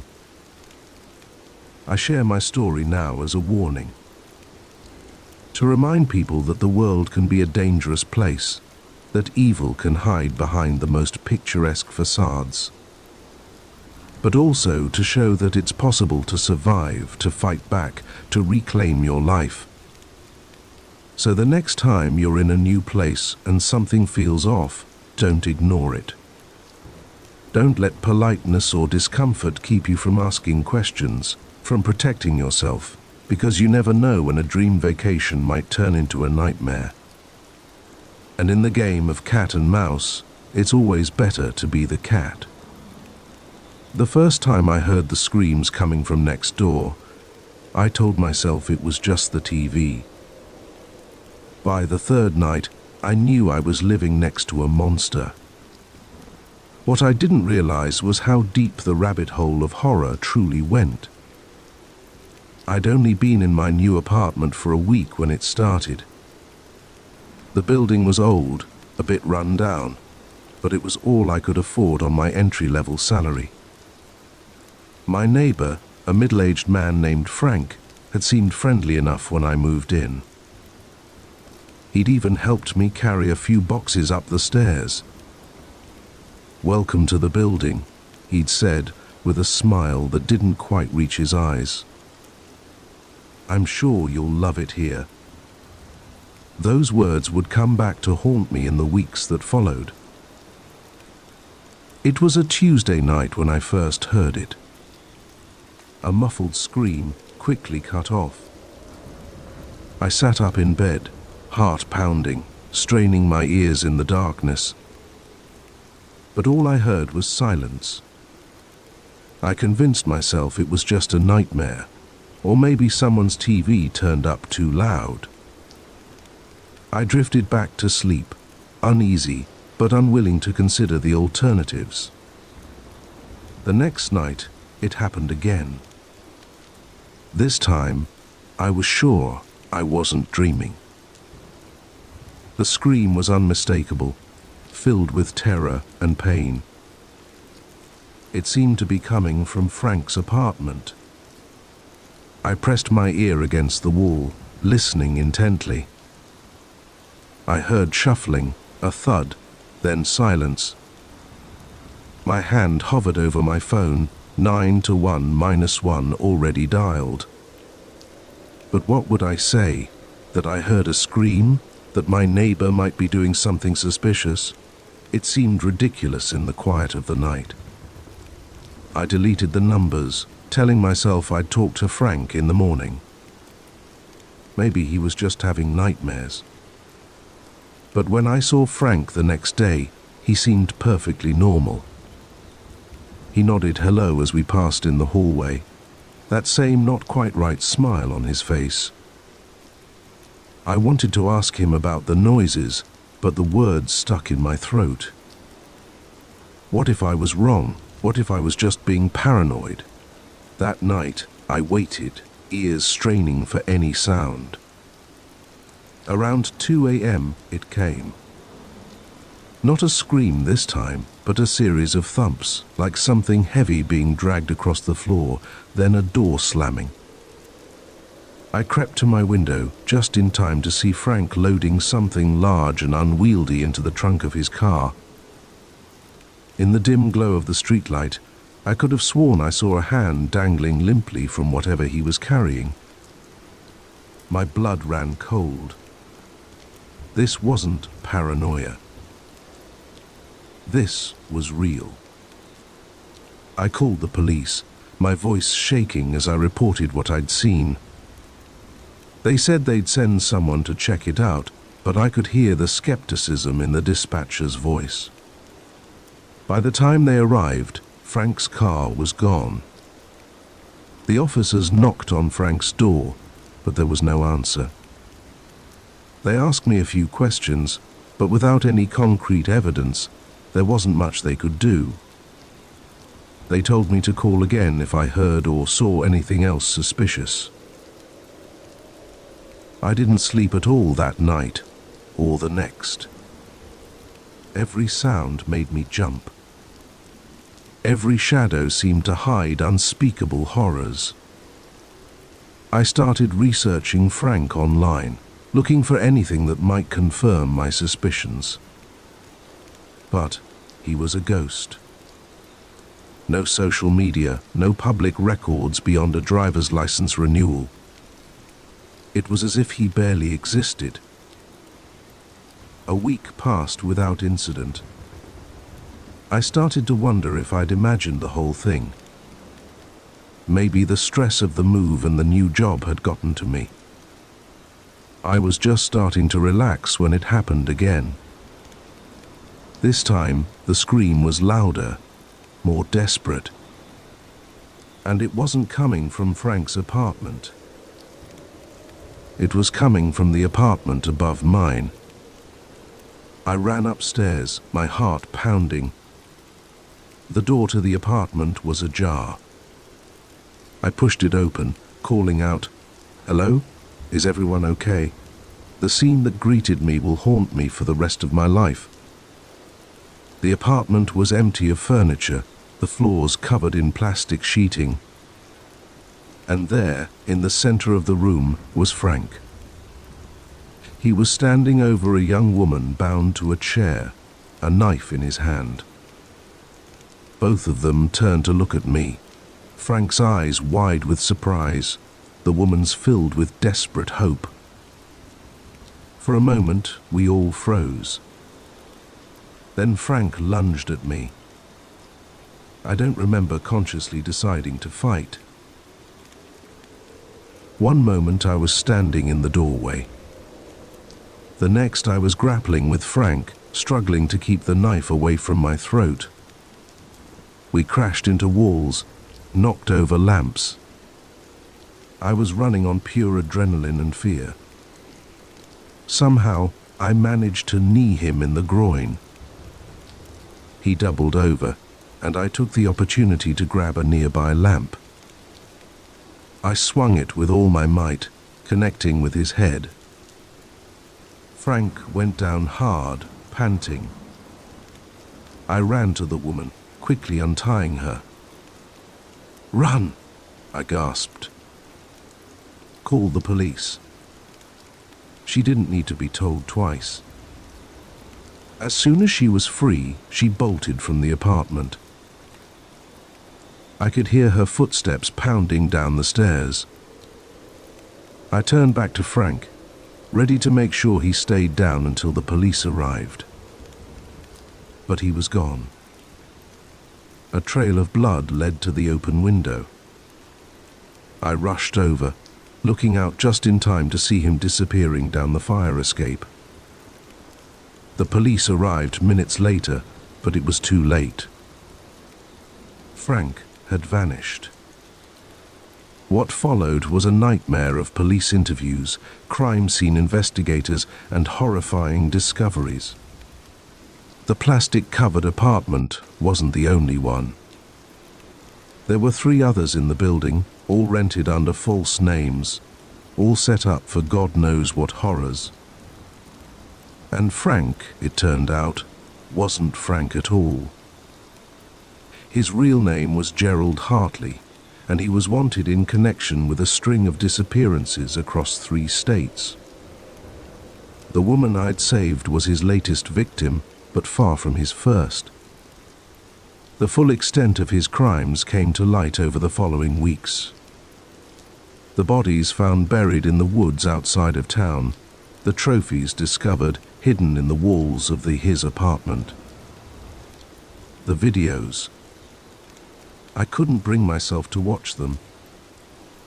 But the haunted looks on the detectives and faces told me everything I needed to know.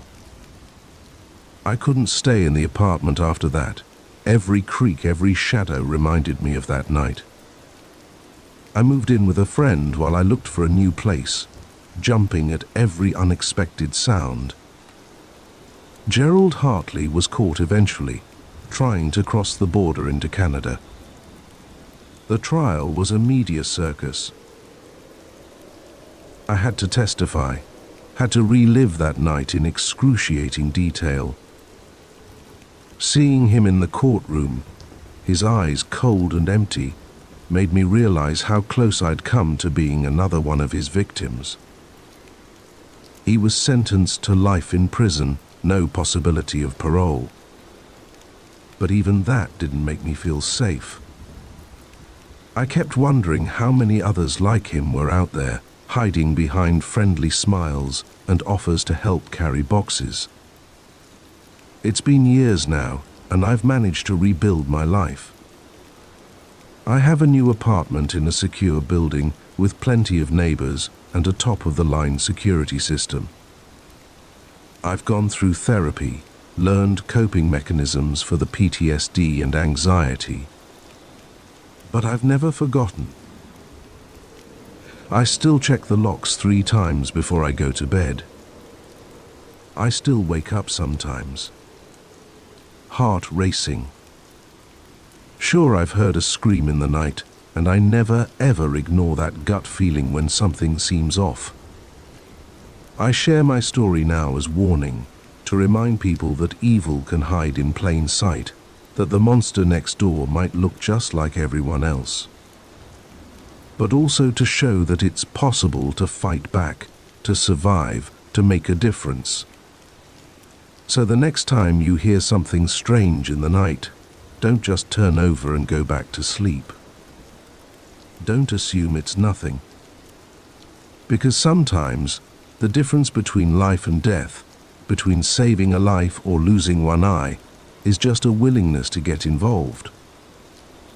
And remember, the most dangerous predators are often the ones hiding in plain sight, right next door. The moment I saw the unmarked van pull up to the loading dock at 2 a.m., I knew something was terribly wrong.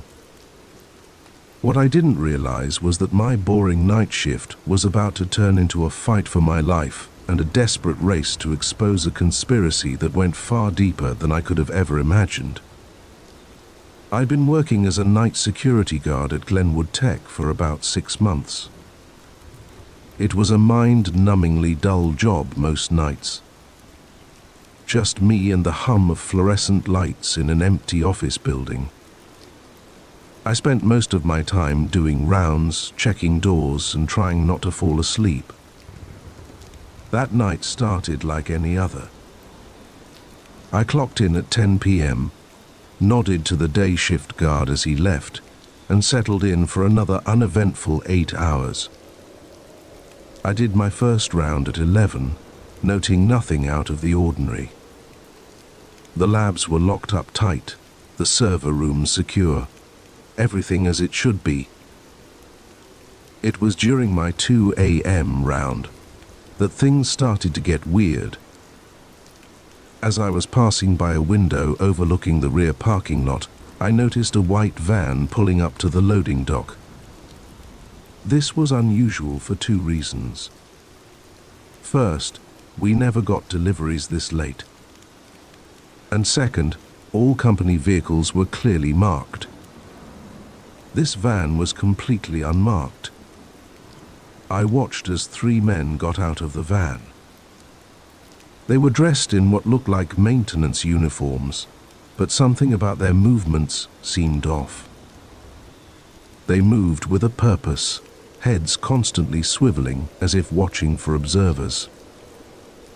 My first instinct was to call it in to my supervisor, but as I reached for my radio, I hesitated. What if this was some kind of authorized late-night maintenance? I didn't want to cause a fuss over nothing and risk losing my job. Instead, I decided to investigate further. I made my way down to the loading dock, trying to look casual while my heart pounded in my chest. As I got closer, I could hear the men talking in low, urgent voices. Gotta be quick. In and out in 10 minutes, tops, one was saying. What if the guards show up? Another asked. Take care of them, the first replied coldly. I froze, my blood turning to ice. This was definitely not authorized maintenance. I started to back away slowly, planning to get to a phone and call the police. But in my nervousness, I knocked over a stack of empty boxes. The crash echoed through the quiet night. The men's heads snapped in my direction. "Hey, you there, stop!" one of them shouted. I ran. I ran faster than I'd ever run in my life, sprinting back into the building. I could hear their footsteps pounding behind me. I knew I couldn't outrun them forever. I needed a plan. I ducked into one of the research labs, frantically looking for a place to hide. That's when I saw it. A laptop, still on, its screen glowing in the darkness. Without thinking, I rushed over to it. The computer belonged to Dr. Sarah Chen, one of Glenwood's top researchers. And it was open to a folder labeled Project Blacklight. My curiosity overrode my fear for a moment, and I started scrolling through the files. What I saw made my blood run cold. Schematics for what looked like advanced weapons, financial records showing massive off-the-books payments, and most chillingly, a list of names, politicians, military officials, corporate executives, with notes detailing their susceptibility to persuasion. I realized with growing horror that I had stumbled onto something huge. Glenwood wasn't just a tech company. It was the center of some kind of vast conspiracy. The sound of approaching footsteps snapped me back to reality. I didn't have time to process what I'd seen. I needed to get this information out. I spotted a USB drive on the desk and quickly started copying files. The door burst open just as the file transfer completed. I yanked out the USB drive and dove under the desk as the men entered the room. Check everywhere. One of them growled.